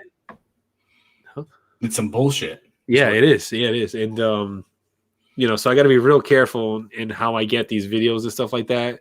And so yeah, that's why they're not on every show, because it's a dance around. Yeah. It's like sometimes when you just try to drink a beer on YouTube, man, you get roasted. Oh yeah. It's like, you know, you can't just drink beer the way you want to. Grapeseed oil and the way you drink beer, man, you'll get roasted every time. You got a lot of hate for the grapeseed oil? Yeah, which is fine. I mean, we're not going to win them all, and I feel like there's some things that we were like, yeah, it makes sense, you know. And there was a lot of people who just didn't work for their beard. So there's some trends that we're going to follow, some that we're not. When it comes to listening to our customers and cutting things out like grapeseed oil, we'll listen to them every time. You know, when it comes to some of the trends and things that are out there, we're not going to follow it. But I feel like this was an easy one for everybody. So like the animal oils, like the ostrich and the emu and all that stuff? Not going to be us. I'll be a customer. I'm not going to be, you know, we're just not going to do it. I'm not saying there's anything wrong with that. Mm-hmm. Some people love it, and that's fine. And I've bought, you know, some products that have that, not knocking it, but, you know, I just feel like we're just not going to follow it. We're going to put out, you know, different products. So good. You know. I tried the ostrich oil, Johnny. I didn't see a big difference in my beard, but I'm not the close feel beard guy. So I say with, you know, a grain of salt. That's why I talk scent much more than feeling beard, because I feel I can do it better. But I didn't feel anything different at all with the ostrich oil. The one difference I did feel, because I don't get the like the ostrich. I won't buy the ostrich oil and stuff like that. I buy from Chesapeake, who has a little bit of emu, but that's as far as I draw the line. Like, I don't get it from anywhere else. But I have bought a lot of the CBD oils that I noticed a difference in feeling beard between the different companies that have CBD oil versus their normal blend. The CBD oil responds well, and my beard responds well to the CBD beard oil Yeah. And it just gives it that nice soft feeling. I take full advantage of the feeling of the CBD oils and the CBD butters and everything like that. Like I have the Chesapeake, I have the Fable, I have Miners. I own all the CBD products. They all work really, really well in my beard. So yeah, that's where I've seen the difference in feel versus like normal oil and then CBD oil products. I even have the Dan C collab, the ice one. Yeah. It's straight up like peppermint and tea tree. Ugh. If you like that scent, like that's the scent for you right there. So I try to collect, the Bunch of different ones. yeah of the not necessarily the tinctures, just the oils. Tinctures I buy from tinctures and gummies and all that stuff I buy from companies that produce CBD edibles and all that stuff. Like they they're actually that's their main business. So like that's who I buy from. But when it comes to beard care, I go to beard care companies. You know what I mean? So I want to respond to that, and then I have a like data collecting question, a serious question I want to ask the audience and Ryan regarding kind of this channel going forward. But Mick Man, fuck that he is, was nice enough to send me a CBD oil because I never was going to purchase one, and he was nice enough to send me one. I wore it once. Now I understand, or I have heard at least, that you should wear it multiple days. Oh yeah. At least 2 weeks. Okay. See, I have so much oil, I will never wear an oil more than a day. So I don't know that I can give it the honest shot. At least 2 weeks, I might be able to. I mean, that's for me. Like I've worn whenever I've worn the CBD oils, like I've wore them exclusively just for like either a week straight or 2 weeks straight, just to see if there is a difference, and there is a difference. I know he likes CBD. Ryan asked what company you liked for CBD. I know. Like for what? For beard oil or for just for ingestion to relax and take the edge off of your anxiety? I think he means for beard. Well, for beard right now, my favorite CBD beard care product is from Peak CBD. Right now, like the CBD Vitality. That's when it comes to CBD beard products. But for for ingestion, for like getting rid of like anxiety, stuff like that, and taking that edge off and everything, so I don't have to take my medications for, I go Minted Leaf. It's just not going to show, but yeah, Minted Leaf. You get 3 ounces for $80 at 1,500 milligrams. So $80 for 3 ounces, you can't go wrong. Hey Rob, at least a week, Joe says deliberately. I don't know. I'll work with that. I hate for Mick to just send it to me for me to just go F you, but I have so many oils that it's hard for me to wear anything more than 1 day in a row. But thank you, Ron, for that. And thank you, Johnny, for saying 2 weeks and see what I come up with. Yeah. That's when I did my review for, the Kauai, I wore that for 2 weeks straight. Okay. Just every day. I bought it from Fable CBD line. Both their wash and their oil. Yeah. I use this, and I did a review for Fables also. Again, my beard just responds well to that hemp seed oil, like all that stuff. Like just soaks it up. That's why I like the Clever products so much, because the balm it has like really good like hemp seed content, and it just feels like butter. It's a balm, but it feels like butter, and it feels really good in beard. So yeah, appreciate that. Yeah, we'll bring it around. So a quick question I have for the chat is, this came up. We filmed Grumpy Bearded Men this weekend, and I brought up the discussion, or I brought up the idea that, how to best phrase this, there are a lot of lives out there, and more power to you if you want to do a live, but I wonder when doing a live about beard products, when there are 10, 15 other lives about beard products, when it becomes oversaturation if you don't take some kind of different angle to it, right? And I brought this up with Johnny. I mean, we would never get away from beard stuff, but I feel that for the future of this channel, I would like to do other kinds of things Remember, I tried to get the ice bearded guy, but he never DM'd me back. Johnny has a guy that hopefully is going to come on here that, he's got a beard, but it's not necessarily the focus of the discussion would be the beard. Right. And maybe not having as many new companies, but having companies that we have relationships with already kind of come on here, but just to be kind of different. I like to think that when we first started doing this, we were a different live stream. Of course, there weren't that many live streams at that point, but I think we're still pretty different, an acquired taste, as I always say, than a lot of guys out there. And going forward, there's lots of people doing lots of beard stuff. And, Johnny and I have yet to discuss this fully, but I would like to maybe offer more diversity, because that, to me, that grows the community, right? If we're all doing the same kind of shit, we're kind of running in place. But to do a show that focuses on barbecue, or focuses on cigars, or what's his face, the Flying Beardsman, who did bourbon and beards, that was a nice different take. Yeah. Yes. Those kind of things, it broadens the community. You don't keep seeing company X on 4 or 5 different lives in a week or two span. And I just think it's better overall if we're really trying to build a community. I think we need to diversify. That's my take. What do you guys in the audience feel? Johnny, Ryan, what do you feel about that idea? Yeah, I told you before when you asked me, I was like, I definitely want to mix it up, do different stuff. Because if you start noticing, my channel is starting to evolve into me just doing whatever the fuck I want to do. In a sense, and that's it. Whatever I feel like doing, I'm gonna do it, and then I'm gonna make a playlist for that specific thing. I started building model Gundam kits, and now I'm hooked. I bought 2 more kits, and I'm gonna be doing that, reviewing them, and that's gonna be a separate playlist on the channel, along with doing toys with my kids. Is all gonna be on the same channel, just on different playlists.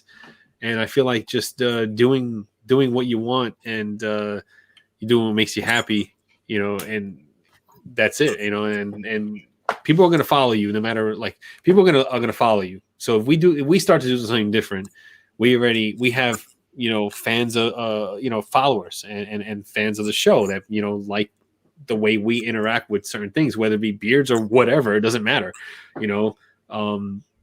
so they'll come along for the ride of whatever we bring, and I feel like that's just it's just a good way to keep it general and open to many different discussions, rather than just keeping it just solely on beards. And because there's only so much you can do with beards, you know what I mean?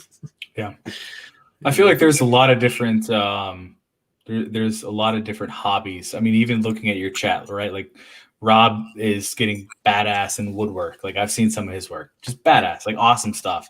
Looking at the Bearded Zebra, who has, gotten into coffee and video games.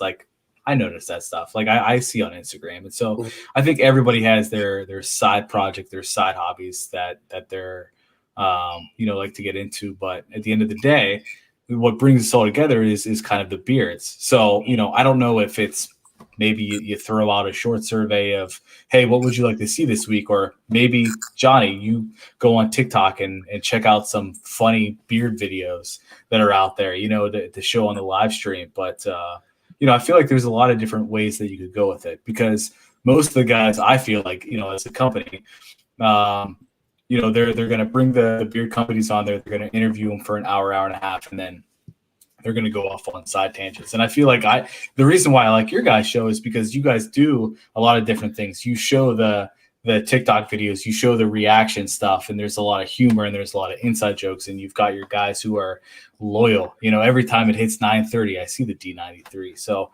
ask them. They're going to be the ones that are going to be able to tell you the best of what they want to see. Right. And Ron and Eric have chimed in on that. But no one else. So it's a great chat, just not a responsive one, I guess. I just saw Billy put something up. Do a bourbon, craft beer, or wrestling stream. I'm down. Yeah, I like those themed kind of things. So we've done them kind of organically, although we did once or twice do a specific wrestling. But that's the kind of thing I think Joe's side projects are too. Yep. But you know, just putting that out there, you know, for the guys who are here week in, week out, and have been for almost 2 years, for a year and a half now, that could be. I would like that to be where we are going, with still the same personalities, and even having beard owners on here who don't talk about their product, but just come out to hang and chat about whatever that topic is for that night or whatever, which would also be kind of enlightening, I think, to me. Yeah, I mean, I think it's Joe. I mean, you got to look at what your goals are. I mean, if your goal is to grow an audience, then that's a separate conversation. But you know, I think Rob put it perfectly. Do whatever the hell you want. Your lawyers are going to be here. Like, they're here because they enjoy what you guys do. You know? That's right. Yeah. If there's I'll be there. Wow. You go to a religious school, young man. You better watch that. God does not like that. If there's taint, count beard code in. Oh, the first taint comment of the night.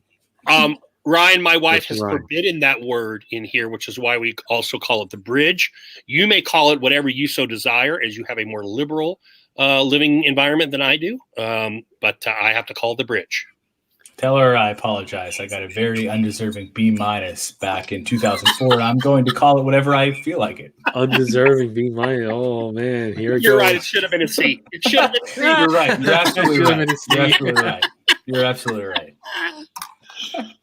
Hey, I tell her what a B- from me is like an A from any other English teacher. So I still remember that final. My Lord, the things that you couldn't get away with these days. That final is something that will stick with me for the rest of my life. The most fun final I've ever taken.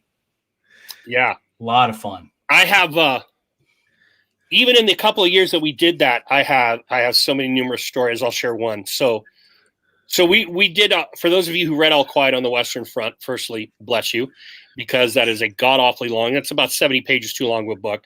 But the final, we did a whole like activity with it where we took the kids on the field and we did propaganda. We did the final for the activity, and we were doing stuff like there was a lot of shit to it. Let me just say that. But the final activity was like the final battle, and so they took this god awful test. I don't believe in tests in English. They took this god awful test, over 100 questions, where they really needed to know the novel.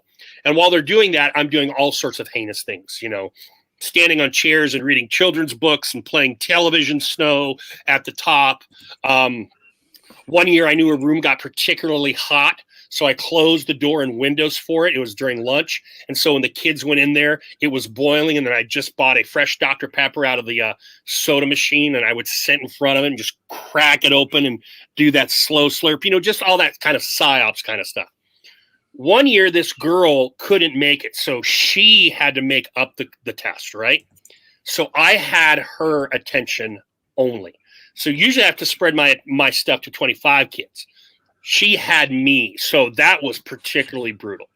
And it got to a point like, you know, like I've ripped up kids' Scantrons, you know, I've broken their pencils, I've done all that shit. Can confirm. What's that? Can confirm. Can confirm. There was a kid I had whose dad played field hockey for India in the Olympics one year. And I just sat down and I said, "You're kidding, right? You do realize field hockey is a woman's sport, don't you?" And I just berated his dad. This is a kid I student taught in 8th grade, who I then had again in 10th grade, so he already knew me. So I felt I could take that risk, and he absolutely loved it. He told me afterwards it was so funny, and he's a genius. He's a kid who went on to Stanford and stuff, but I just hammered him for 5 minutes about his wimpy dad. But this girl and I are sitting there, so I'm like, okay, I've ripped it. What's a different thing I can do? And then I see a pump bottle of soap. So I get the pump bottle of soap, and the idea is I'm going to hit the pump and splatter the Scantron with the soap and see what she does. And she's wearing a low-cut blouse. And you see where this is going. I hit the pump a little too hard, and it goes sploosh all over her blouse. And I'm like, ah! And she was like, ah! And I just looked at her. I'm like, you go to the restroom, you clean up, and you finish the rest of the test, because I wasn't doing anything else at that point. Now, what year was that? That would have had to have been like 03, 04. You said oh, so I knew there's like a certain cutoff line. If you'd like, I would love to talk about my experience with that final. Yeah, go right ahead, Ron. So what did I say? I No, I'm believe just it would laughing at have. those I stories. believe it would have been about 2003, 2004 when I had your. So right in that time frame. Yeah. Mind you, my stepmom's class was, I believe, right next door because my Yeah. stepmom taught right next to you. And I remember, because I remember your class, we had to read like Lord of the Flies and like a lot of like really good classic novels. And I remember you had one of those, like, remember the farm animal thing that you would crank it and it would spin around and then it would say like, it would like moo. Oh or yeah, like, yeah. Oh, Speaking okay. stuff. So Speaking I remember like taking my test. I remember you standing up on a chair with this right next to my face, and you cranked it, and it went around, and it went oink oink, and you were this close to me, and you said oink oink goes the pig, and there was you, and there was, I believe, 2 other teachers that you called into this final, and and you were doing this because I believe your justification was that you were simulating like a war environment, because I Right. believe, and if you remember in that class, I had submitted that video that was right in the height of the Iraq War. Remember the animation video? So yes. Yep, and I'm very happy that you still remember that, but it was the height of all of that kind of post 9/11, and so you were simulating a war environment, and I just remember you kept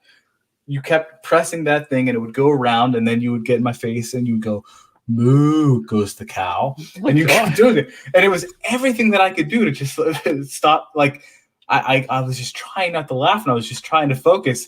And eventually, I ignored you enough that you moved on to the next person. But man, to this day, I don't remember any other final, none, zero. But I remember that specific final, and I'm pretty sure I did okay on it. I mean, I passed, obviously, but man, that was something.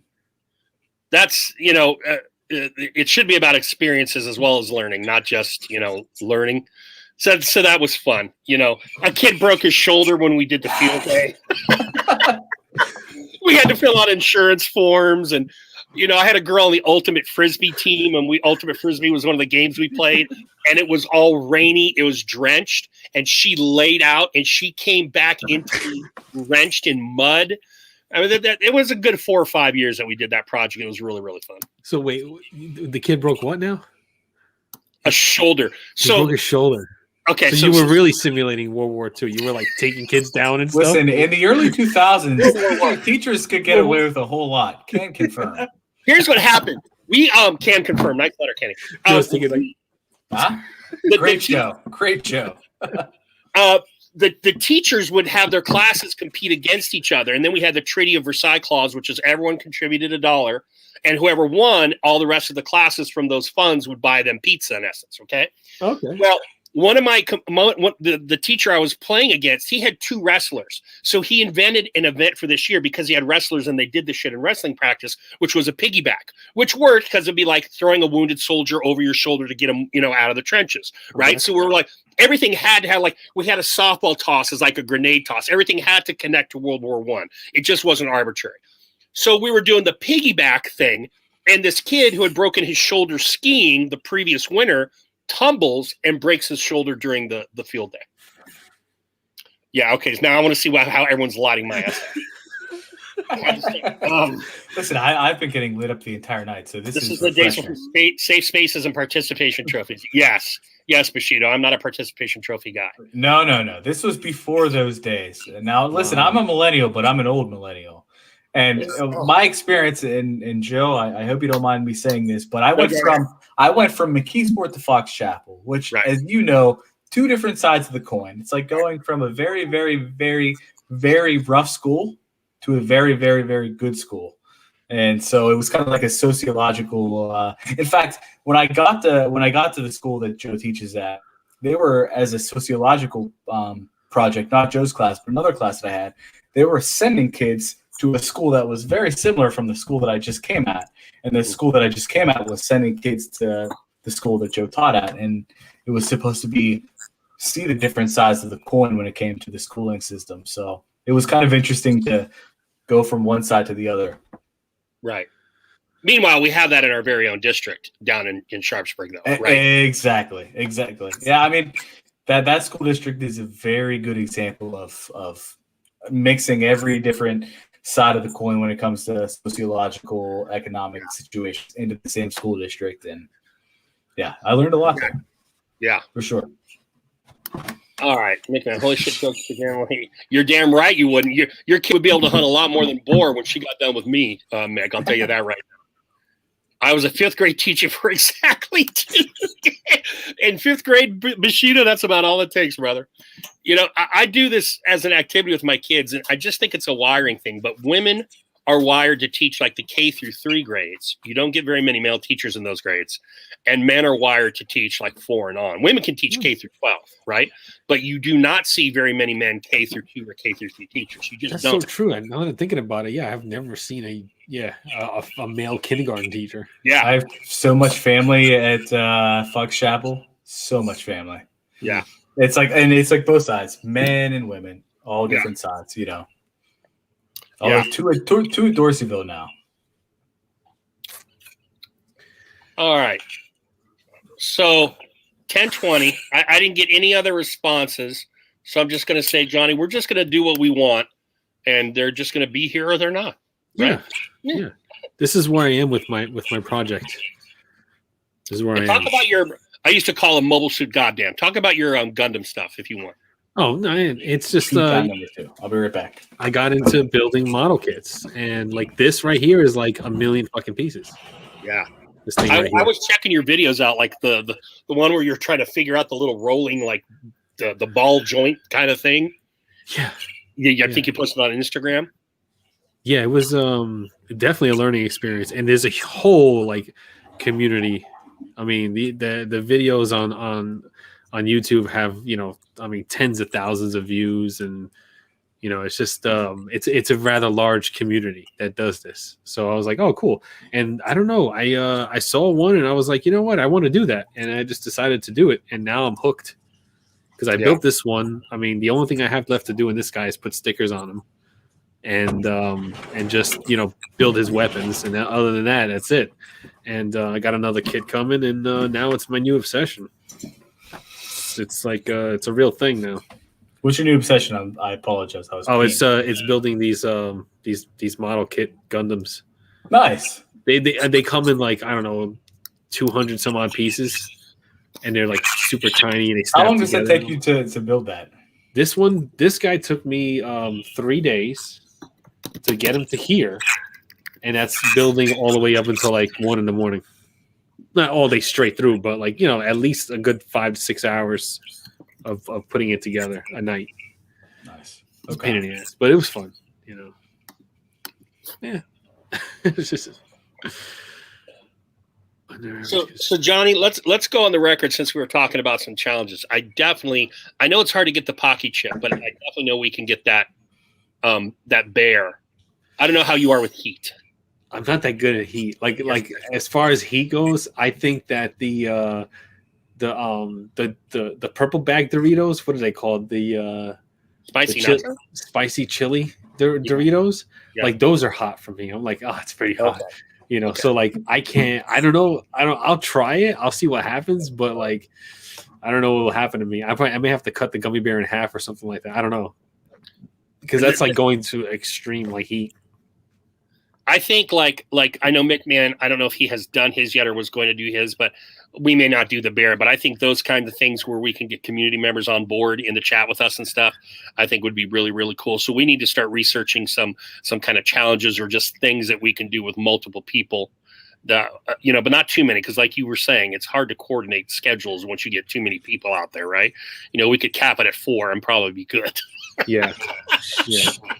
That freaking nose pull thing, that was weeks and weeks of trying to get that coordinated. It was just like it was like one of the hardest things I've ever had to do for this community. Like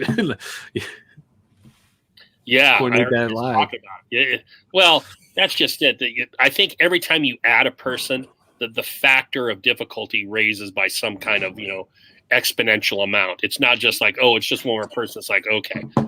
Now the stats say we're working for 5 people having to be together rather than 4, and then the 6th. Yeah. You know, and we try not to like, you know, overlap existing lives, and we didn't want to, you know what I mean? So like that's why like Sunday was like just fell into Sunday because it was it worked for everyone's schedule, and you know, we didn't have multiple lives happening at the same time. So it was like it's hard to not do a live and be on someone else's time slot. You try not to be that way, but just there's so many of them happening, and some that are happening that I don't even know of. There's some there's some beer content creators that I don't know who they are.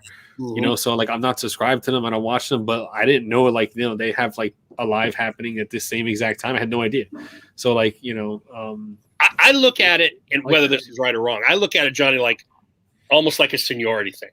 Like the guys who come before, I'm not going to try and step on their toes. I'm not going to try and step on guys' toes that came after me. But, you know, if we've had this slot for 2 years, then I'm not going to sweat too many other kinds of things. We're just going to do what we're going to do because, you know, we've been doing this for a while. I'm not going to go out of my way to screw somebody. But if there's a conflict, there's a conflict just because there's only so many hours in a day, right? Yeah, right. Scott, I'm going to tell you something. My wife got those for me. I can house. I don't use that term often, but I can house those. Heat is my thing. Sour is not my thing. So, do you like sour, Johnny? Sour? Yeah, I like sour. Warheads or lemon heads and all that stuff. We should do a trade-off. Well, like my kryptonite and your strength versus, you know, your kryptonite and my strength. You know, one of those kinds of things where you take one for the team and I take one for the team, because I can't do sour at all. I hate sour. I'm all spice, no sour. Yeah, I'm good at sour. The fiery challenge, the jelly beans. I mean, we can start small, like doing I feel like the Death Nut challenge is not as high. I mean, I got to look at the Scoville units. Yeah. Or the Scoville. How do you say it? Yeah. Scoville, whatever. Scoville.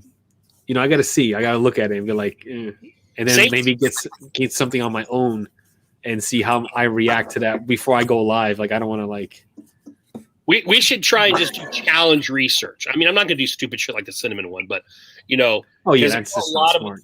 A lot of them are hot, but I'm sure there are other ones out there. It's just a matter of finding them. Like, have you ever watched the guy? We couldn't do this live, but have you ever watched the guy eat the 5-pound bag of gummy bears? Oh yeah.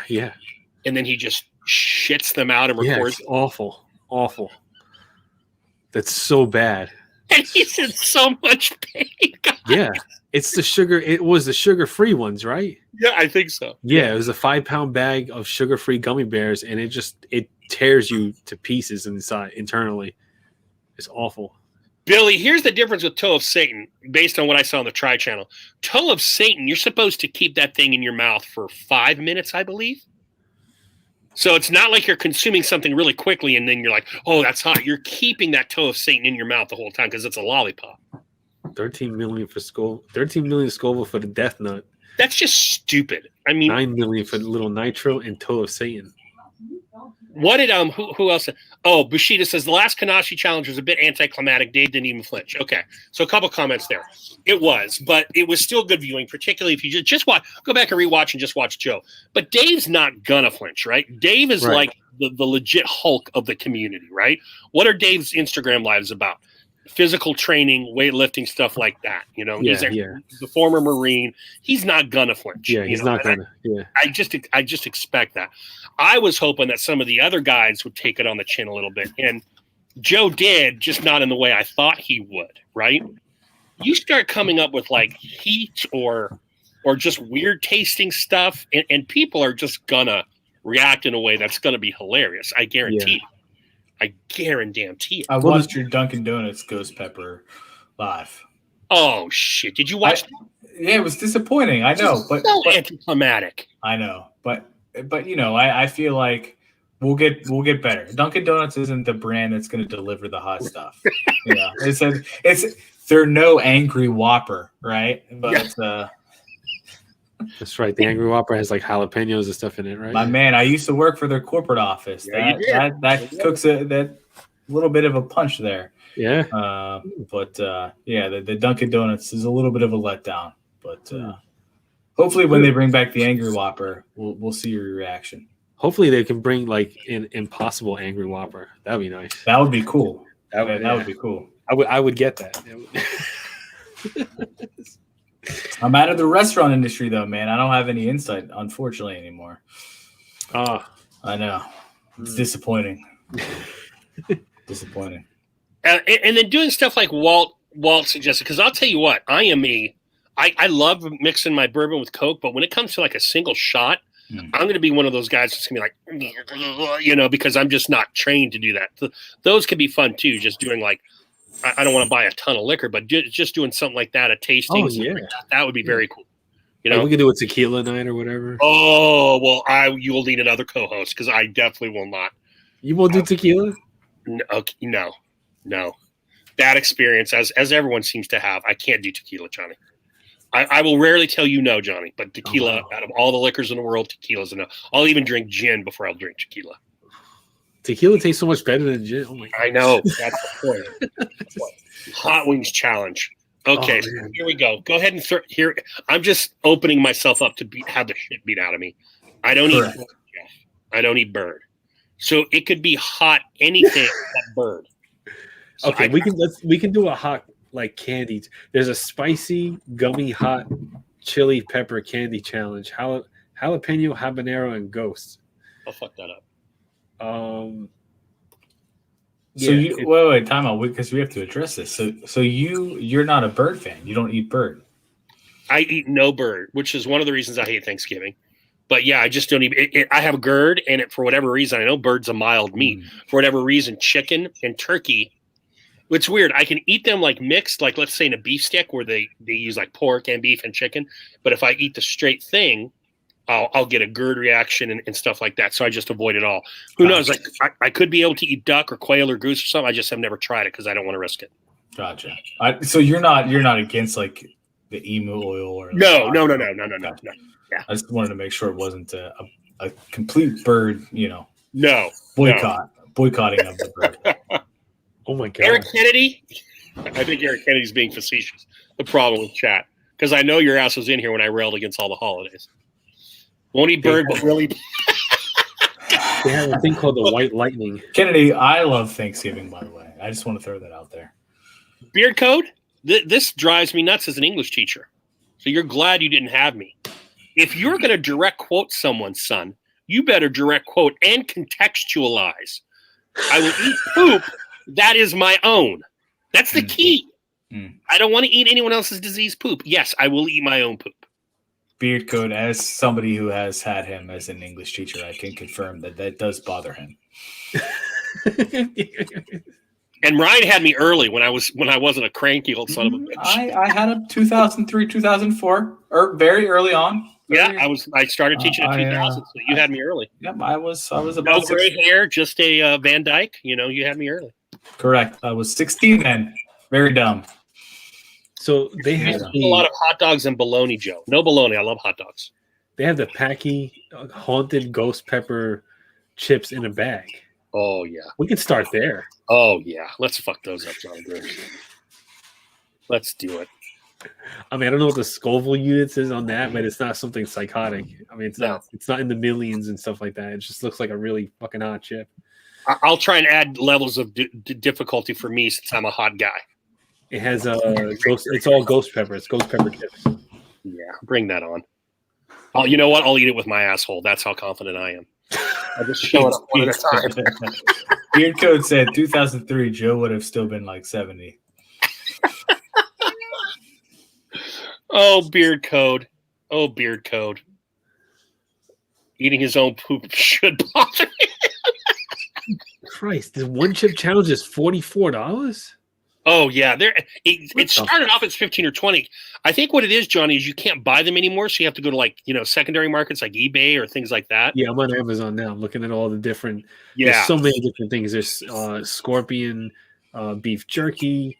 There's jelly belly jelly beans, fiery 5 spinner. I don't think. Yeah, really... I got that for Christmas. Let me tell you something about that fiery 5.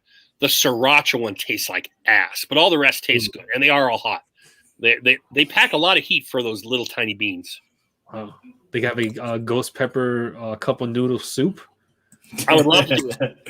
I would definitely do, like, they have a fiery ramen challenge. I would do that with you. I just saw Billy's comment that said 2 Joes in a cup, and I chuckled. It makes me chuckle. It makes me chuckle. Little Nacho is $10. That's right. Nick, Joe, does it make you feel old that I'm turning my mid My mid-30s, very soon. like very, very soon. Yeah, you don't even know. I think about my first kids.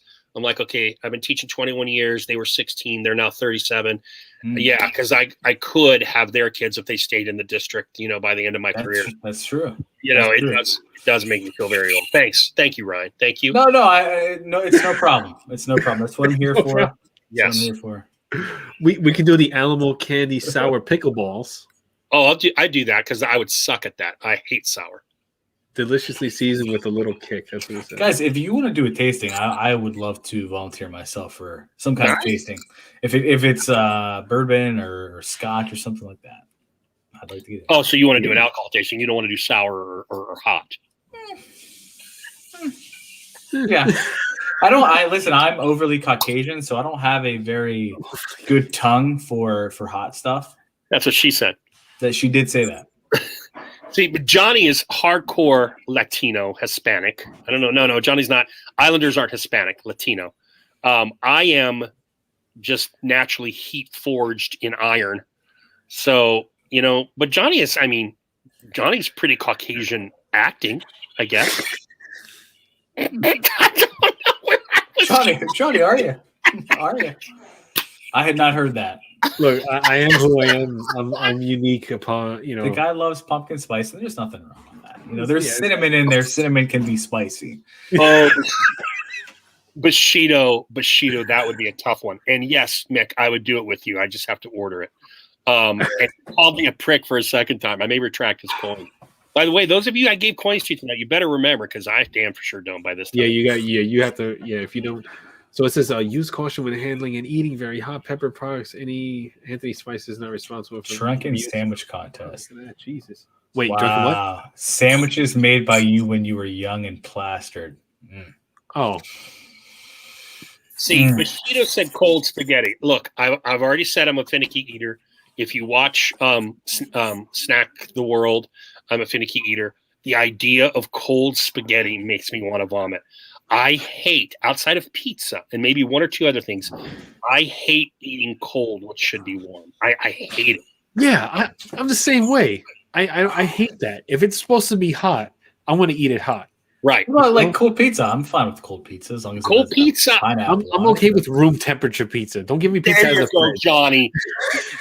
Room temp pizza, not out of the fridge cold. No, thank you. Because hot dogs are made to eat. You could eat a hot dog right out of the packet. You don't need to heat it. But who wants to eat a cold fucking hot dog? No, nobody does. Nobody does. But you're eating bologna, which is essentially the same thing, just in a bigger, broader form and eating cold. McMahon, listen, I defended you on the cow stuff. All right, the disrespect, McMahon. I defended you. Bring McMahon in here. Bring him in. Let's get him on the live. Oh shit. Oh, now I was calling Ryan a prick for making you feel old. Oh, sure you were. McMahon. He is old. I had him as a teacher in 2003. What do you want me to say? It was the best teacher I ever had. I'll fully admit that. I never had my stepmom. She was next door. Damn right. Exactly. And if you remember, I also had a family member who was head of the math department there. Correct. And I also had a family member who was a gym teacher at the middle school. At middle school, right? Yeah, yep. I had a great time in your class. And I had a great time having you. And you can tell that I really enjoyed you. I was the best C student you ever had. Undoubtedly. Undoubtedly. We got spicy mango gummies. Oh, I would do that. My drinks are room temp because cold upsets my hernia. Well, I can understand that, Zebra. Are you talking a hiatal hernia or a regular hernia? Because I think I have a hiatal hernia. Chocolate covered grasshopper. You know what I want to do is I want to eat those spicy crickets that are a thing in Mexico. I will try that. They've even got a name, chapalitas or something like that. They've got a name for the spicy crickets. I would eat that. I would eat crickets. No, I want to eat, like, if I'm in a random country, I want to eat all the weird stuff. Like when we went to Spain and in the fall of 2019, my wife and I went to Spain, and I was all about, like, we wanted to eat all the weird stuff. I don't want to eat all the, like, pass on the McDonald's stuff. Give me the weird stuff. Yeah, I hear that. Give me the bondigas. Give me Your bondigas soup? Yeah. Yeah, exactly. Give me that. We had like I was like pig knock or I don't know. My wife ordered it because my wife speaks Spanish, but it was good stuff. Yeah. You know. That's the way to do it. Is go to a foreign thing where you can't read the menu. You have no shit. You have no idea what you're eating. So the preconceived like weirdness in your head doesn't affect the way you will react to it. And you're like, oh, that tastes good. Okay, well, it was fucking, I don't know, gazelle dick. Oh, well, gazelle dick is very tasty when it's fantastic. It's fantastic. Right? It was a tapas. It was fantastic. Yeah. Beard Code, it's ice cream. Of course I'm eating it. Okay, I see what you're saying. It's poop. It's poop, so I'm gonna want it. That's spicy. Devin, I don't know if I'd eat it. I assume cold. I'm over here still searching for something that is like not too psychotically spicy that I can just get and eat at home, without being on a live, so I can gauge how bad I'm gonna react to super spicy stuff. I've eaten live earthworm. Ossobuco. Are we talking about? Is that the bone marrow thing that the Italians do, Pete? Ossobuco, where you eat the bone marrow out of the bone. I think that's ossobuco. Ew. Disgusting. See, earthworm, I'm a big texture guy, Ryan. The idea of like, oh, it's a fucking insect, that doesn't bother me. But the texture, like crunching down on a big ass rhinoceros beetle, which is going to be very hard, but then like very gooey, like almost like a super stale ding dong or something, that bothers me. That bothers me. Yeah, I have never had ossobuco, Pete. You know what I'm gonna have to do? I'm gonna have to just go to the store and just buy like hot sauces, like that they sell in the store. That's nothing, really crazy. Yeah, see, it burns the next morning. I don't know how my stomach's gonna take all that. Yeah, that's why we have to think of because my old balloon knot is battle tested as well. Oh man, if you could have said in 2003 the things that I would hear in 2021, right? Would I believe you? No, I would not believe you. That's your quote of the day because it's still Wednesday. My balloon knot is battle tested. Balloon knot is battle Oh tested. boy, That's heard of head cheese. The idea of it disgusts me, so I would never eat it. No, get out of here. I've eaten a bunch of stuff in other countries. I don't remember their names, but they were nice. Are these countries you were visiting as a fugitive, Eric, or what? I mean, why do you get to go to other countries? No, that's the American way. You try stuff in other countries, you don't remember their name. Just know they're good. When I was in Brazil, I ate a lot of meat. Don't remember their name. Mm-hmm. But I remember it was good. Brazil has some interesting sounding like good like meat foods. I went to I don't know the name of the shop, but we were right by Harvard when we did a vacation in Boston, and it's the kind of thing where they visit your table with the meat and they give you Oh yeah, all the different meats. Yeah, it was that. What's that called again? The rodizio? Is that rodizio? Shishkaria. In Brazil, it's like the shishkaria or something like that. Okay. But yeah, I want to hit every continent. I've hit 4 continents so far. I want to hit every continent. Even Antarctica? I want to hit Antarctica. That's like on my bucket list for sure. Can you go there? You can. You can. You have to go through Buenos Aires, and then you could take like a boat down there. But I've been to obviously North America, South America. I've been to Asia, and I've been to Europe as well. I want to hit all 7 continents. That's my life goal. Cool. That's fun. You're still young, and you've got 4 of the 7. Nice. That is cool. I don't think I'll ever achieve that, but I'll never achieve it. I've hit 1 continent.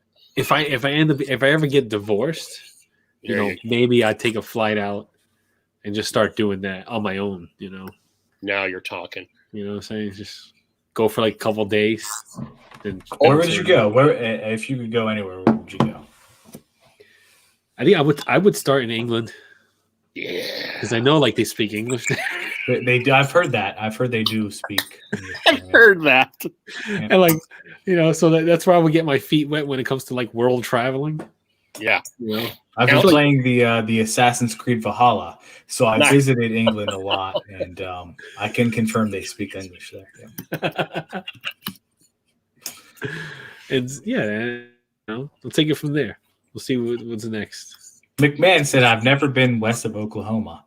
My man, you could have. I mean, listen, America has got some of the most beautiful travel in the world. There's a lot of beautiful places in the country, as I'm sure. Oh yeah, yeah. But I've lived on the West Coast, so I got to see a lot of the beauty of the West Coast, and man, Any circus cows on the West Coast? Because I'm from there. yeah, but I'm not. I didn't live in the same West Coast as you did. Yeah. I would imagine there's probably cows up where I live, though. Okay. Any of them performing in a circus? Yeah, one of them's name was James, actually, and he was very talented. James the And, cow. yep. You would think they would turn into hamburger. Nope, he did flips. That was his thing. That was I his love thing. that. Oklahoma is like McMahon's prison. He's like, and I've never been east of Louisiana, which is essentially just right under Oklahoma. All right. Yeah. So basically, Yeah. he's been to Oklahoma, Texas, Arkansas, and Louisiana. Those are the states he's been to. And now you see why, circus cow. Okay. When you look at that state list, particularly Arkansas and Oklahoma, now it all comes together. It all comes together, Mick. You fuck. Japan, Zebra, Japan, Germany, and UK were my three places. Honestly, those would be three great places to visit. Yeah, I would Japan is very high on my list, man. Mm-hmm. Love to go I to don't want to Japan. go to Germany. Oh my gosh, the culture though of Japan. I mean, it's Japan, incredibly. not Germany. What's that? Not Germany. I would go to Germany. The food there. I mean, drop me off in Germany in September. Drop me off with like 20 of my beard oils that we have. Around Oktoberfest, right? The Bavarian. Yeah. I would sell out of that beard oil, and then I would take that money and I would take it to Oktoberfest, right? September in Germany. I have a great time. Eating a bunch of cock meat, because that's what brats look like. Is a big. I would eat schnitzel. My gosh, I would live off schnitzel. Okay. Mm-hmm. Yep, for sure. Which is Japan, fried steak to anyone else. that's fine. Yeah. Japan, I would love to go to Japan. The culture of Japan, my God. I mean, it's just a different world over there. And then the UK, yeah. UK would be fun. What's awesome in Japan is it's not rude to slurp. So you could go to one of their ramen houses and just make as much noise as you wanted eating ramen. Yeah, that's like that's like a compliment. Yes. And I'm all about that. I'm all about slurping. I like that. I want to go to Scotland. That's where I really want to go. Me too. It's like a big family thing. Yeah. I found out like a year ago that I was like a descendant of William Wallace, which is crazy because he's 6'4" and I'm 5'4". So that's kind of a cool like you see like everybody says survival of the fittest, but is that really true? The genes kind of got beat down in my family, but I think Scotland would be a really cool country to visit though. I watch a lot of Amazon Prime shows. There's this one dude who does all these things around Scotland. I would just love to spend an entire summer, 2 to 3 months in the United Kingdom. I would hit it all. England, Ireland, Scotland, even old Wales. No one gives Wales any props. I would spend time. That's the place I want to go the most in Europe, is right there. It's so funny you bring up Amazon Prime shows because I binge watched all of The Boys. Have you seen that show? I have the comic series. I have the complete run, and I watched season 1. I haven't watched season 2. And let me tell you something. What's your name again, Johnny? His name is Johnny. He's I know this may sound crazy, but the comics are 5 times as crazy as the show is. Really? Wow. Yeah. There is. Speaking of, Go ahead, Ryan. I was thinking about comics from different countries that are funnier than those that we have here. Letterkenny. Just finding out on this live stream that you're a Letterkenny fan. Yes. Huge Letterkenny. Johnny, have you watched Letterkenny? He's on a mix? Yeah. Johnny Grooms, have you watched Letterkenny? I have not yet. So just like you couldn't understand me, the show Letterkenny, you have to watch with subtitles. Yeah. Okay. Fantastic show. I mean, the humor from some of the, it's so funny, man. Watch it. Just watch I'll it. give it a shot. Yeah. It's on Hulu. It's on Hulu. Okay. It is. Yep. I got all of them. Hulu, Amazon, Me too. Netflix. Me too, brother. All of them. What were we talking about before Disney Plus. before Ryan did that? Fuck, I've had just enough alcohol where it's really clouding my brain. I couldn't even remember Johnny's name. Oh, well, screw it. I guess it was good, though. I wanted it. You mentioned that the Boys comic was a lot better than the show. Thank you. Okay. So in what would have been the first season, the superheroes plan every year for an alien invasion that causes all the teams to go into space. That's what they sell to the press. What happens is they all fly down to this Central American nation and have a fuck and drink and drug fest. And it's called like HeroCon. I mean, Garth Ennis, who's the writer, who is an amazing dude, pushes the envelope so well. I mean, they had to pull that shit back because it could have never made it on air. But you should, Johnny, if you really liked it, you should read the comics because it's a completely different experience. Huey in the comics looks like Simon Pegg. That's who the artist modeled him after. So he's bald with like a little fuzzy hair. And it bugged me, and he's Scottish. And it bugged me because the version on the show is American and everything, and I really dig that Huey is Scottish in the comics. So before this turns into Geek Central, it's definitely worth, and what you can do probably, Johnny, is go to your local library and pick them out there. So you don't have to spend. I'll find it online. Yeah. I'm waiting for season 3. I don't know if season 3 will be a thing, but I think it will. I mean, it was a good show. It was a good show. I literally sat down and I spent all day because they're like 45-minute episodes a piece. I watched them straight through. Now, my friend told me, and I haven't made it through. My friend told me that WandaVision, something happens in WandaVision, and don't spoil it, anyone in the chat, that is going to influence the Marvel Universe going forward. It's all part of it. It's all part of the next phase. Yeah. I'm 3 episodes into WandaVision, and I know what happens later. Have you watched WandaVision? Oh, yeah. I'm all up to date. I can't wait till next Friday. Yeah, that's like my next show I want to watch.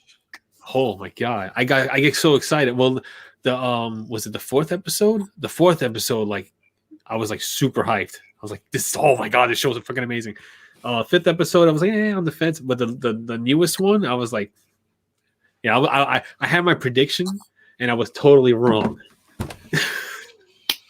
Totally wrong. I was just starting to get into the Marvel universe. Don't shame me. Don't shame me. No. I'm just starting. As long as you're here with us. It's so good, and I've heard that that's something that I need to watch. But I'm going through right now. I'm going through the chronological timeline of the MCU universe. I think it's something I need to watch. I mean, it's like, what is it?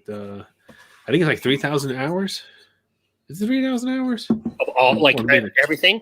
Of all of it. Something like that. It's no, not 3,000. What are we talking about? Well, a lot of that would be S.H.I.E.L.D. because S.H.I.E.L.D. went like, 4 or 5 seasons?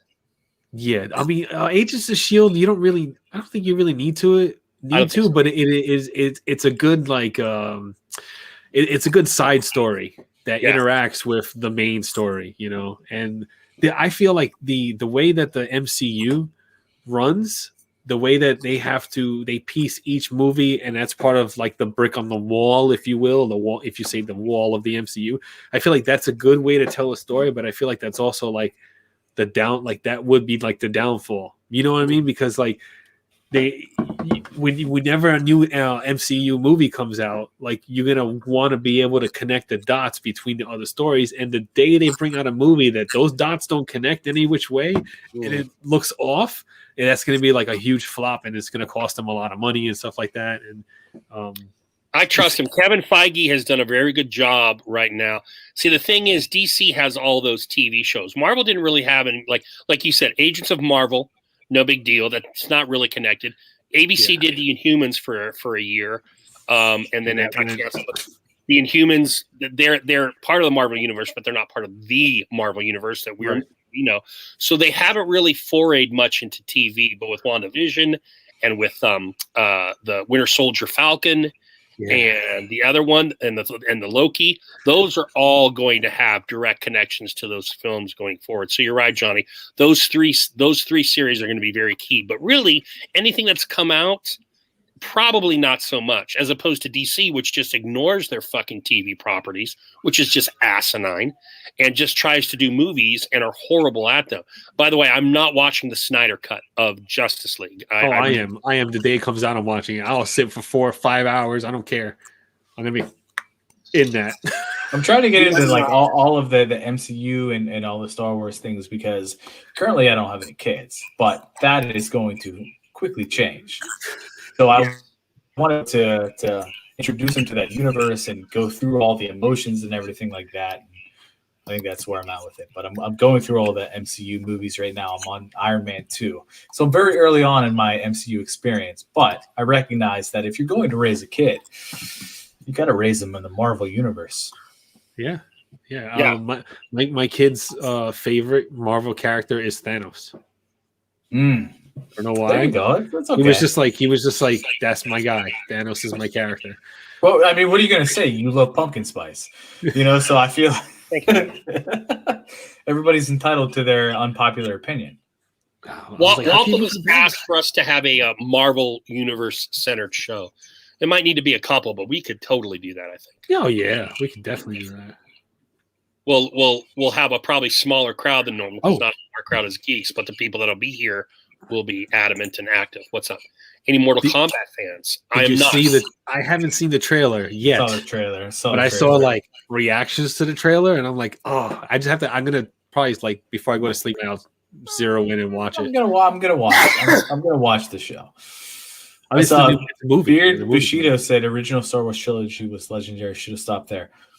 The first Star Wars of the new generation, I thought was a great one. The second two after that, más o menos, so okay. But the first one I thought with Rey and Finn was pretty good. The other ones, yeah. I also like the what was it the Rebels one.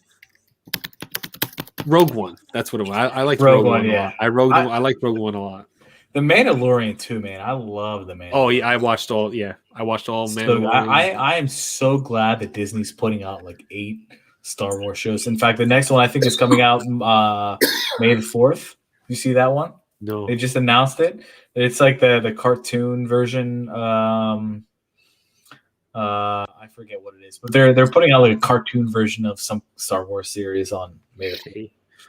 As long as all these stories tie together and stuff like that, I feel like, it's I like it because it's rooted in the source material. I like to watch all of it, especially if you pay a monthly fee to Disney Plus. You're like, I'm gonna watch it because I'm paying for it, so I'm gonna watch it. By the way, any of my comic book fans out there have seen the Stargirl series?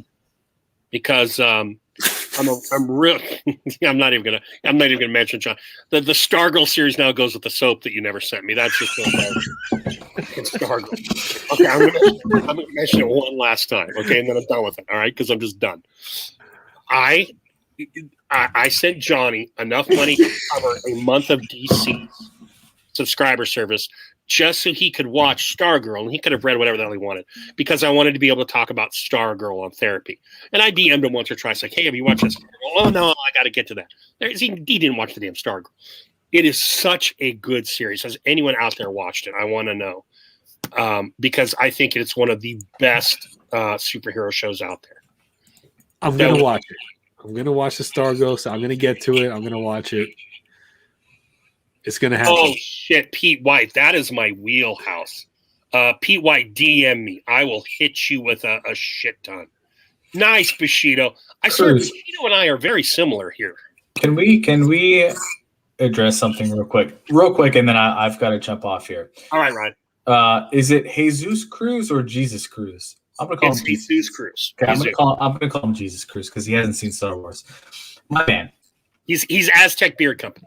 I need to check out your company as much as you need to check out Star Wars movies. Okay, so this weekend, I promise to check out Aztec Beard Company if you check out Star Wars movies, because I feel like each of them are equally fantastic and things that we're both missing out on. You gotta watch Star Wars, man. Holy cow, Walt! The first season had a couple episodes filmed in the city right next to where I live. It's a city called Katanning, and once Katanning. there are a couple shots. He's talking Mindhunters. There are a couple shots of a very famous, well, not famous, but a very well-known bridge in Katanning. And then in season 2, when I went to school to start the year 2 or 3 years ago, the production company had trucks parked in our school parking lot because for season 2 of Mindhunter, they were actually filming within the district that I work in. Can I also speak about Mindhunter? Yes. So Mindhunter also shot in the Strip District. I don't know if you know that, but before I moved to Chicago, I lived in the Strip District in Pittsburgh, literally a block and a half away from where they shot Mindhunter. And they shot at an old fish market called Bankovitz, I believe is what the old fish market. So I would always see like they had a big fence up around it, and they had a security guard there. So can confirm they shot at some great locations in Pittsburgh, both Katanning. I know the area. It's funny, I haven't heard of that in so long, but also down in the Strip District as well. Good. By the way, show. Great show. They're not bringing it back though. They're not coming back for season 3? So I've heard that season 3 is either very, very delayed or they're not going to bring it back. Google that. I'll take very delayed. Thank you for letting me know, because that's too good a show for it now. They were just starting to open up on BTK, and you know. So the main character, the main character was the original in Hamilton. Oh, I didn't know. The younger guy? Yeah, so the younger blonde guy, he did King George, I believe, in Hamilton. The one who did like the kind of the, you know what I'm saying? Yeah, exactly. That was I the love that original song. in Hamilton. I Look love that that up. song. It's he's so talented. Yeah. That's the one thing from Hamilton that I like remember. Like I can sing the song. So funny. So it was like him and Lin-Manuel, and I mean, what a great cast. But yeah, that was the original King George. Cool. Real quick before you go, one more Pittsburgh to Chicago connection, right? For sure. I forget which Batman movie it was. I think it was the middle of the Nolan trilogy, using Carnegie Mellon to stand in as Chicago. Yes. Yeah, absolutely. I mean, the Batman shooting at Heinz Field and all of that. So, yeah. Care of Landon Miller were extras there. Allegedly, they saw themselves in the film, but we'll see. Is that right? My wife was working for the cultural district, so I know that she worked a little bit in that tandem. But you know what, Joe? I can't wait to get back to Pittsburgh. It's been over a year now, so I'm hoping to get the vaccine very, very quickly and get back and see my family finally. Yeah. So I appreciate you guys having me on. I'm going to hop off now, but Thanks for coming on, Ryan. Take care. You guys have a Good good luck one. here with Clever. Thanks, man. Talk to you guys later. Bye-bye. Good night. Now, see, I got a second win now that we're talking to comic shit, Johnny. So you're the one that's going to have to call it tonight. I have Stargirl season 1, all 13 episodes ready, queued up to watch. Nice. And I will binge watch that all day tomorrow. So all right, and then we can talk about it. And we need to set up. Okay, so here's what we've got going. Those 20 or so of you that are still left with us. Next week we have the one, the only Jay Cruz, who is oh, yes, we do, sir. Oh, yes, we do. We've got Jay Cruz next week, and then the week after we have Aztec, because remember, he had to cancel due to all the poor weather in Texas. Right. And then after that, Johnny Grooms, we got nada. So I'm thinking mid-March, we've got some theme shows, we've got some challenges. Now, I don't know when our house is going to be done. It's going to be done somewhere late April, early May. And there may need to be either missed therapies or you going on with a co-host, which I don't care about, but we'll have to see. But we're getting closer to that range when we're going to move, and I don't know how I'll be able to make a Wednesday night. I'm hoping I can. We'll talk more later, but I just wanted to give you a heads up on that now. Yeah, we can do that. What does he mean, Joe? We can ruin JG's Thursday. Joe, how dare you ruin JG's Thursday? He wants to watch it, Mick. I think he wants to watch it. Yeah, I'm gonna watch it. Yeah, I'll. You know what I'll do? I'll give it a solid 4 episodes. Yeah, I was gonna say give it like 3 episodes, and if you give it 3 good episodes, and you're like, "Fuck this," fair enough. Fair enough. Yeah, I always do that. I always watch. I'm not like that with movies, A movie has to get me within the first 15 minutes. If it doesn't get me the first 15 minutes, I'm out. But a show, I'll give it time because I've watched shows that started off slow and then they gained up some steam and then they got me and I end up watching all of it. So I've had that experience. But movies, no, I can't deal with it. McMahon, I am going to let you cut your own throat right now. I've got the knife and I could cut it. Oh my God. Here's what I'm going to ask you, McMahon. Why would Johnny be ruining a Thursday to watch Stargirl episodes, McMahon? Please enlighten me. And I'm like that gargoyle waiting to pounce, Mick. So you better do a nice little river dance right here, son. Because I've got you 2 or 3 angles here. So you better maneuver that trap. You're walking through the Vietnam forest jungle, and I've got the pits out. You should thank him for being such a stand-up guy. He don't want to watch that bullshit. Being a good friend. Thank you, McMahon. Thank you. Because, McMahon, if I'm not mistaken, you have a beautiful young girl. So I can't wait to talk to your young girl when she gets older and say, you know, honey, it's bullshit you wanting to be something like a superhero or a doctor or a chemist or something. Daddy says so. Daddy says that Stargirl is bullshit. So are your dreams for being a doctor or a lawyer because you're just a weak female, little McMahonette. That's right, McMahon. That's right. See, when you shit on Stargirl, McMahon, you shit on the dreams and aspirations of your lovely daughter. And I'm going to point that out, you circus cow loving motherfucker. I'm the one that's here to give it to you. So that's right. Go slink off into the dark. Hopefully Mrs. McMahon doesn't watch this because I'm sure she's not going to be too happy you shitting all over your daughter's dreams. And remember it, you rat bastard. Remember that. Oh shit.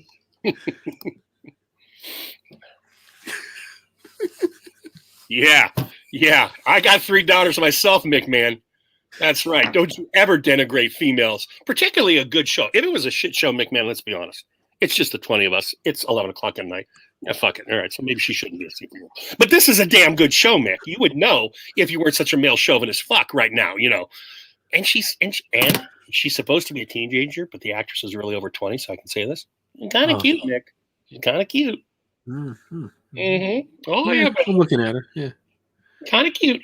I really I was watching an episode of the animated Justice League, and Stargirl was fairly like, you know, she had pretty good powers, pretty decent powers. Yeah. So she's not weak. No, but I love it because it builds, and Jeff Johns, who redid the Justice Society of America in the comic books, was a key contributor for this series, and he has this. It's like a blending of Marvel and DC, because what Marvel did better than anything DC did is they did this reality, particularly with like teen angst. Like Spider-Man had all the problems that Peter Parker had, right? Yeah. Well, he kind of brings that vibe into it because the new JSA that starts to be formed are all high schoolers. So you've got the whole teen angst vibe. You've got the supervillain vibe because there has to be a bad guy for this new JSA to fight. And then you've got this stepfather who was part of the original JSA as a sidekick. And he brings all of these things. And it's just a really good, wholesome take of a comic team. You know, it's a good comic team show. Yeah, I'll check it. I'm definitely gonna watch it. I have it all. It's all queued up. It's ready to go. Mick, I'm sure you have it. It's the Justice Society, which actually predates the Justice League. The Justice League came out in the 1960s. The Justice Society came out in the 1940s. Now there's 2 seasons of this, right? Stargirl, there should only be 1. Oh, okay, all right. So this is it. All right, once I watch, and I think it's 10 or 11 or 12 episodes. It's a short run. It's just 13. So 13. Okay. The pilot episode is 101, and it goes all the way to 113. Eric Kennedy. Okay, if y'all gonna talk about this stuff, then I change my mind. Stick to beard stuff. Scott, you don't like Batman? Me either. I'm not a DC fan. Oh, well, you could be a Marvel guy over DC, but you got to give DC its props. I watch them all. And, yeah, I watch them all too. You know, it's hard to pick. I mean, there's instances where, like, you know, I like one more than the other. but I generally just like it all because I just like the whole like storytelling and just the whole fantasy behind it. You know, it's just it's a good escape. You know. Yeah. It's the only sci-fi I like because really, it's superheroes are closer to sci-fi than any other genre. Yeah, yeah. Because I a mean, lot of powers come from you that. gotta have something. You can't be so serious all the time. You know. Yeah. You gotta have something. You know. Even So- sports, you look at sports the same way because like people watch sports and they're like, you know, they live vicariously through the sports. They're their favorite sports heroes. Same thing with, you know, it's kind of the same thing with comics. I see that, Eric. You know what's funny about that, Eric, is I've got no problem with Pornhub, but I've never watched one of those just because I'm like, it's going to take me out of one or the other. It's going to take me out of the superhero aspect because of the sex, or it's going to take me out of the sex aspect because of the superheroes. It's one of those things that it's like not going to be something I ever watch. I don't want to watch China looking like She-Hulk. You know, it's just like one of those things where it's like, okay, something is just not working for me here. Sorry, I'm going to be a little ADD-ish here. Have you tried 313 from Detroit Grooming? I do not own any Detroit Grooming. God, it smells so good. I've been smelling it like. I've been randomly sniffing it, like pretty much, like, you know, you'll see if you go back and watch this, you'll see me like holding something to my hand, to my nose, and it's 313. I've been smelling 313. What's the smell? It is, what is this again? This is toasted vanilla amber. Oh, okay. That's a nice little combo, a little simple combo. I may have to just shoot a quick review for this because I've worn it, but I never shot a review for it. Oh, it smells so damn good. Yeah, their prices have been a little expensive for my blood. Like I'm going 2 years ago now, and I just had not heard enough. I know it seems like a very wonderful company, but as far as their scents and stuff, there was nothing there that really forced me to buy. I mean, I don't get I only get the, what is this? Is this the 1 ounce? I think this is only the 1 ounce. I don't get the 2 ounce one. I only get the 1 ounce because like this is more than enough. I haven't even put a huge dent in this. Like, hold on, see that? I haven't even put that big of a dent in it. Yeah. And you know, I've had this for a while now. I got the full size oil, which that was a mistake. I should have got the one size sampler. The 1 ounce. No, it was a half an ounce. Hold on, let me get it. Pete, thank you. I'll be DMing you back. I'll be DMing, probably too late tonight. I'll hit you up tomorrow with some good, with some recommendations. I won't call them good recommendations. Yeah. I like. This is their sample size. It's 0.5 an ounce for the sample size. That look. I'll tell you that. I love that sampler though. It's such a good size sampler, and like this is one that I have a sampler of, and I haven't even used it that much at all. And we're talking Detroit Grooming, Mick. Mick, you've tried everyone. What's your take on Detroit Grooming? 313 is Detroit area code. Yes, I know. But yeah, you know what? I have a lot of beard product, and there's so much more beard product that I want to get. I know. You know, I just ordered the Dancy starter kit box from Chesapeake. Yeah, I had to get that one because that's like, you know, something brand new. So like whenever there's something new like that is like a themed box set like that, like, you know, like I'll grab, I'll snag that up. McKissick, I have 1 cent for. I want to get more because it's a really good product. What is it? The Copper Johns, I only have 1 cent. I want to get more. What's it? Captain Stash is releasing a new scent this Saturday. Yeah, with Mick. Like, I want all this stuff, you know. It's tough because we're never going to wear it all. I know, I'm never going to wear it, but I want it. At least you still review, so you'll get some use out of it. Yeah. It's very hard, and I feel that pull to buy new fragrances from companies I like or try. I still haven't tried Copper Johns just because I'm like, I'm not buying new stuff. You know, you should. But if you're gonna buy something new, like I would, you know, I would start looking at Copper Johns because the scents are awesome and the feeling beer is good. It's got that ionic sea minerals in it, so like it's, you know, something different in there. So you may see a difference, you may not. It depends on how your beer reacts to it. I like Tyson as an owner. His original, I know he's done more, and I know he did all the stuff with Ken recently, but his original scent lineup, there was nothing there that just made me want to buy it. You know what I mean? Mm-hmm. But I was with the Ken Live, and I heard some of the scents that they came up with. together, and Yeah. those sounded pretty good. Yeah, like I have the what is it? The Last Cast. That's the one that when he was on, he was talking about when he was on our show. That's the scent he was talking about, Right. which is the what is it? The vanilla acai. Jesus, Yes. creamy vanilla sugar acai and coconut. Okay. So like when he talked about it, I was like, oh, I'm gonna grab that one. That one smells nice, and it's true. Like this is what I've put in it. Put a good sized dent in there, and it smells awesome. Yeah, Mick Mick is obviously going to be focusing on the blend far more than I am. But he says he's not interested. He uses their butter on his skin, but for the price and the blend, not that interested in Detroit. Huh. And Detroit was in the low 20s 2 years ago. Really? Before anyone was hardly in the low 20s. No one was in the low 20s of note 2 years ago. Detroit was.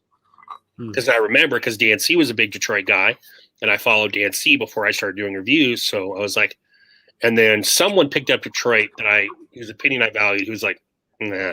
So I have never tried, nor will I ever try Detroit, probably because of that reason. But I think seems like a wonderful company. Yeah. No, I this 313 scent. Yeah, I had to grab it when the oil came out. Grab that too. It just smells really good. I really like the scent. Devon's collab and Summer Citrus. Now, what is Devon's collab with Defined? No, he's got it with. I think he has one with Defined. I think, and he has one with Copper Johns. So he's got two solid good collabs right there. Those are two solid good companies. Devon has a Copper Johns collab. Yeah, it's called the. Oh man, what is it called? Totally forgot. It's called Tyson wanted to play the youth market, and then Jay Cruz came along. Oh, that's right. Oh, you're gonna make some old man jokes, Dad? We can play this the other way, son. We could talk about how you used to be the pretty young thing back not too long ago, but how things can change, young man. Only the Copper John. I thought you had one with Define. I would figure you would have one with Define. Angler's Code. Too, Dev. Yeah, I thought you would have. I thought it'd be even McMahon thought you had one with Define. Yeah, I figured that'd be a given. What's that 616 thing you're always talking about? I thought that was yours, or whatever. 616. No, that's just the one he really likes. Oh, 1626, I think it's called. Here goes this. Here I go, and I'm well lubricated. I've had a lot of water, Dev. Yeah, Angler's Code is Copper Johns. Yep. Okay. Yeah. You know, Copper John has a YouTube channel. I was just watching. Yeah, it was a really funny video. He was like, his daughter was doing like gymnastics. Yeah. He was like, I can do that or something like that. And then like he goes to do it, and then it cuts to like his daughter dressed in all black with a big beard and the same hat her dad's wearing, and she did the flips. And then it's a funny video. Like I was rolling. I thought it was hysterical. He's a good dude, man. Tyson is a good dude. Good owner. I want to support him. I really do. But I look over at my beard shelf and go, yeah, how often am I going to wear his shit? Is it going to go bad on me like others have? I'm seriously going to consider packing up like 75% of what I have on that table behind me. And I don't know, drop them off somewhere or just, I don't know what to do with them. Give them to somebody. I saw it, Ripken. Just so you know, I saw it. This is a lot. There's a lot there. You know what else, Ripken? Nothing has changed in my life by not having that poorly named scent. As great as it is, I'm fine. I'm running therapy. I'm doing my channel, doing Beards on Film. Yeah, I don't need it. It hasn't skipped a beat. It wasn't even a speed bump. That's right. You tell Gary Lewis to name his scents properly, and then I will buy his shit. He was on fire tonight with Ryan's Prices, wasn't he? I don't know. Either here or there. Any other music recommendations for Music Joe besides the Dead South? Oh, I am old. I would defer to younger men on this one. Yeah, I can't think of anything new and musical that I'm listening to. Oh, outside of a guy called what's his name? Big British dude with a great voice. Bones and someone just went to the bathroom in my bathroom downstairs and did not close the door, and it smells horrible. It's just come on. We have a one bathroom house. You know what you did. Close the door. I was here the whole time. God damn. Okay. Rag and Bone Man. Rag, the letter N with an apostrophe on it. Bone Man. I love that guy's voice. The song I would have you listen to is called Giant. That's some shit right there with a Scottish producer. That's great. I haven't sat down and listened to music in months. Oh my God. Yeah. It's been that long. Scott, I can understand that. He does have a kind of a grimy voice, but they got a banjo, a guitar, and a mandolin. What else do you need? Ignore the dude's voice. Here's the other thing, though. The other guy, the harmonizing guy, the guy who plays the mandolin and who's got the best beard of the band, because they all had some degree of beards except for the cello player, he's got a beautiful voice, but he sings all the harmonies. He doesn't sing lead that often, but good band. Dead South, if you like, they're from Saskatchewan, Canada, and I don't know how they do this, but they're American bluegrass, but they're Canadian. They're a good band if you like that kind of it's halfway between like Western kind of rocky, but all acoustic and bluegrass. You know what? I don't know if it's a music genre or not, but there's a I want to say it's called surf rock, where it's like yeah. I can't even. If I knew the genre, then I wouldn't be like stuck. You're not talking about all the stuff like from the '60s with the that like that. Yeah, that. Yeah, okay. What is that called? I think it's probably something like surf rock with the Ventures, the Beach Boys, all that like kind of. Yeah. That's what I'm trying to find a good band that plays that.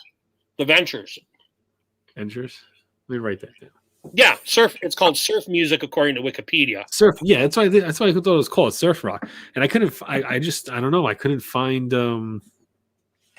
anything on that for some reason. Here are the 5 bands that pop up: Dick Dale, who I've heard of but I don't know; the Beach Boys, the Ventures, who do Wipeout, I believe; the Surfaris, who I've also heard of, and Jan and Dean. All those '60s guys that do that twangy guitar and yeah. Yeah, don't mind me. My music tastes go very wide, very broad. I listen to everything, so. I totally dig that, Johnny. I mean, there's genres I don't dig, but after we went to New Orleans, I did nothing for the next 2 months but buy up as much Zydeco and Cajun music as I could find. And listen to nothing but nonstop Zydeco and Cajun, which are basically the same music that kind of veer away. Zydeco is like a regional country. Okay. Sorry. Cajun is like a regional country with a lot of violin, and Zydeco has the accordion and uses some R&B techniques in it, but they kind of come from the same roots. If you're looking for a regional music outside of like a bluegrass or something, if you like country more, you go Zydeco. If you like more ethnic or R&B more, and R&B is just a bad term to use, but more black artists are Zydeco and more white artists are Cajun. I tend to go more with Zydeco because it's got that kind of rhythm and cool beat to it. Right. Both 2 very cool subgenres of American country or American folk. Also love the B-52. Miami Sound Machine with Gloria Estefan. The Beach Boys used to always do a 4th of July concert at San Diego. After a Padres game, they would do fireworks and there would be a Beach Boys concert every 4th of July. They were always there. That's cool. Yeah. What is it? I was into even world music. I got some world music at some point. I was listening to like Celtic hits and shit like that. Like it was. Dude, I totally dig all that stuff. Yeah. Well, with these sports games I play, because they all have soundtracks, whether it's soccer or basketball or football, I'll hear something and then I'll look it up. And they'll be like, oh, that's pretty cool. And then that's an artist, particularly with FIFA, because they use a lot of world tunes. You'll get tunes from all over the globe in a FIFA soccer game. So I'll get various world music. But yeah, like any of that kind of stuff, like Celtic, like pipes and violin and accordion. Yeah. I love all that kind of shit, dude. And like when I go to the Renaissance Fair and like there's like they have the band. And then you can buy like their CD and stuff. That I like that music too. Have you been to the Renaissance Fair? You've been to the Renaissance Fair, right? I have. Oh man, I freaking love the Renaissance Fair. The one in Pennsylvania is really really good. Yeah, just the Eastern side of the state. Yeah, it's more closer to me. Maybe it's like an hour and a half out from where I live right here. It's just it's just awesome. I mean, they have the dungeon you can tour. They have the live chess match. They have jousting. You can get all sorts of you can get a mug and just keep refilling it with the beer. Mm-hmm. You can buy weapons. There's lots of things happening during the day and all that stuff. And yeah, it's just a good time. It's just a real good time. Yeah, it's a fun thing to experience. Being part of the gaming culture when I was in San Diego, Ren fairs and things like that were very common to. So I've been to a couple, but it's not something I feel I always have to go to. But I wanted to experience it. It was fun. And like the outfits and stuff like that, the clothing. Johnny Shazana wants to know, what type of metal do you like? Metal, iron and steel is pretty cool. If I'm playing D&D, Electrum is really nice. Gundanium. Gundanium. Vibranium. Unobtainium? No, it's not. LARPing, yes, LARPing. I want to do that. I want to do that. I want to do LARPing. I'm not a lightning bolt kind of guy. I definitely would be the one with the big giant foam battle axe and just like that'd be me. Yeah, I would love a little bit of stainless for me.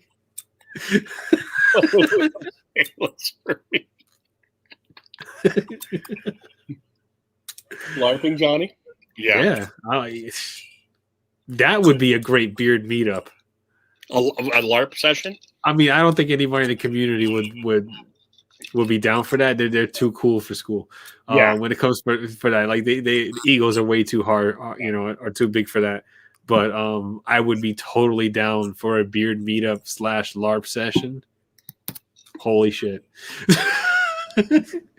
See, the cruise sounds way cooler, but the LARPing sounds way more realistic.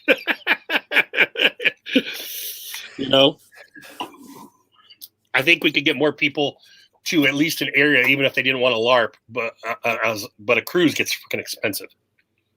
All right, yeah. See, McMahon is saying, yeah, that'd be some fun. What did Mick say? Let me look. Mick said he'd LARP the shit out of me. Mick, you could LARP a circus cow. Because there they exist, dude. Role playing. I can see him with the horns and the bell. Have like his iPhone playing the Calliope all day long. Oh man, no, like that'd be a lot of fun, man. Yeah, I exactly. Walt Smith, exactly. Like I would have. I don't know if I would go with 2 like foam swords, or a shield. I don't know if I would do that. You'd need, it'd be cool is to have a parrying weapon like a sai, like a Japanese sai, like Electra uses, and then whatever your attacking weapon is, because you could parry as well as do damage with the sai. Yeah, and then have something a little longer.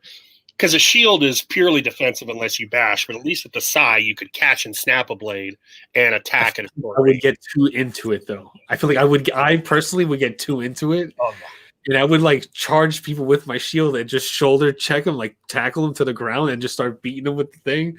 And like, I don't know when I've never done this before. I've only watched it, but like, I feel like, like it would get too serious too fast for me. Like, I don't know the actual rules. You know what I mean? Like, McMahon's coming in a foam tank and we're all done because it's cannon shoots foam balls, right, Nick? So when you hear styrofoam cannon out of your fucking, Mick, you can't LARP with a tank. You can't LARP with a tank, you rat bastard. The whole thing about LARPing is it like takes place in medieval times. It's like D&D. Yeah. Like I would be like chest kicking people and shit. Like it'd be bad. Like 300 when he kicks him down the pit, that'd be me. I mean, taking super serious. It's funny that you say I listen to a lot of old time radio. Did you ever watch the HBO show Carnival? When you said that, it just made me think of that. Was 2 or 3 seasons about a traveling carnival with like supernatural elements to it, and a Christian priest, a Catholic priest played by Clayton, who he's always a bad guy. He was the main bad guy in Shawshank, I think, or Green Mile, one of those prison movies. But Carnival, a sleeper series on HBO that was very, very good about a decade or so ago.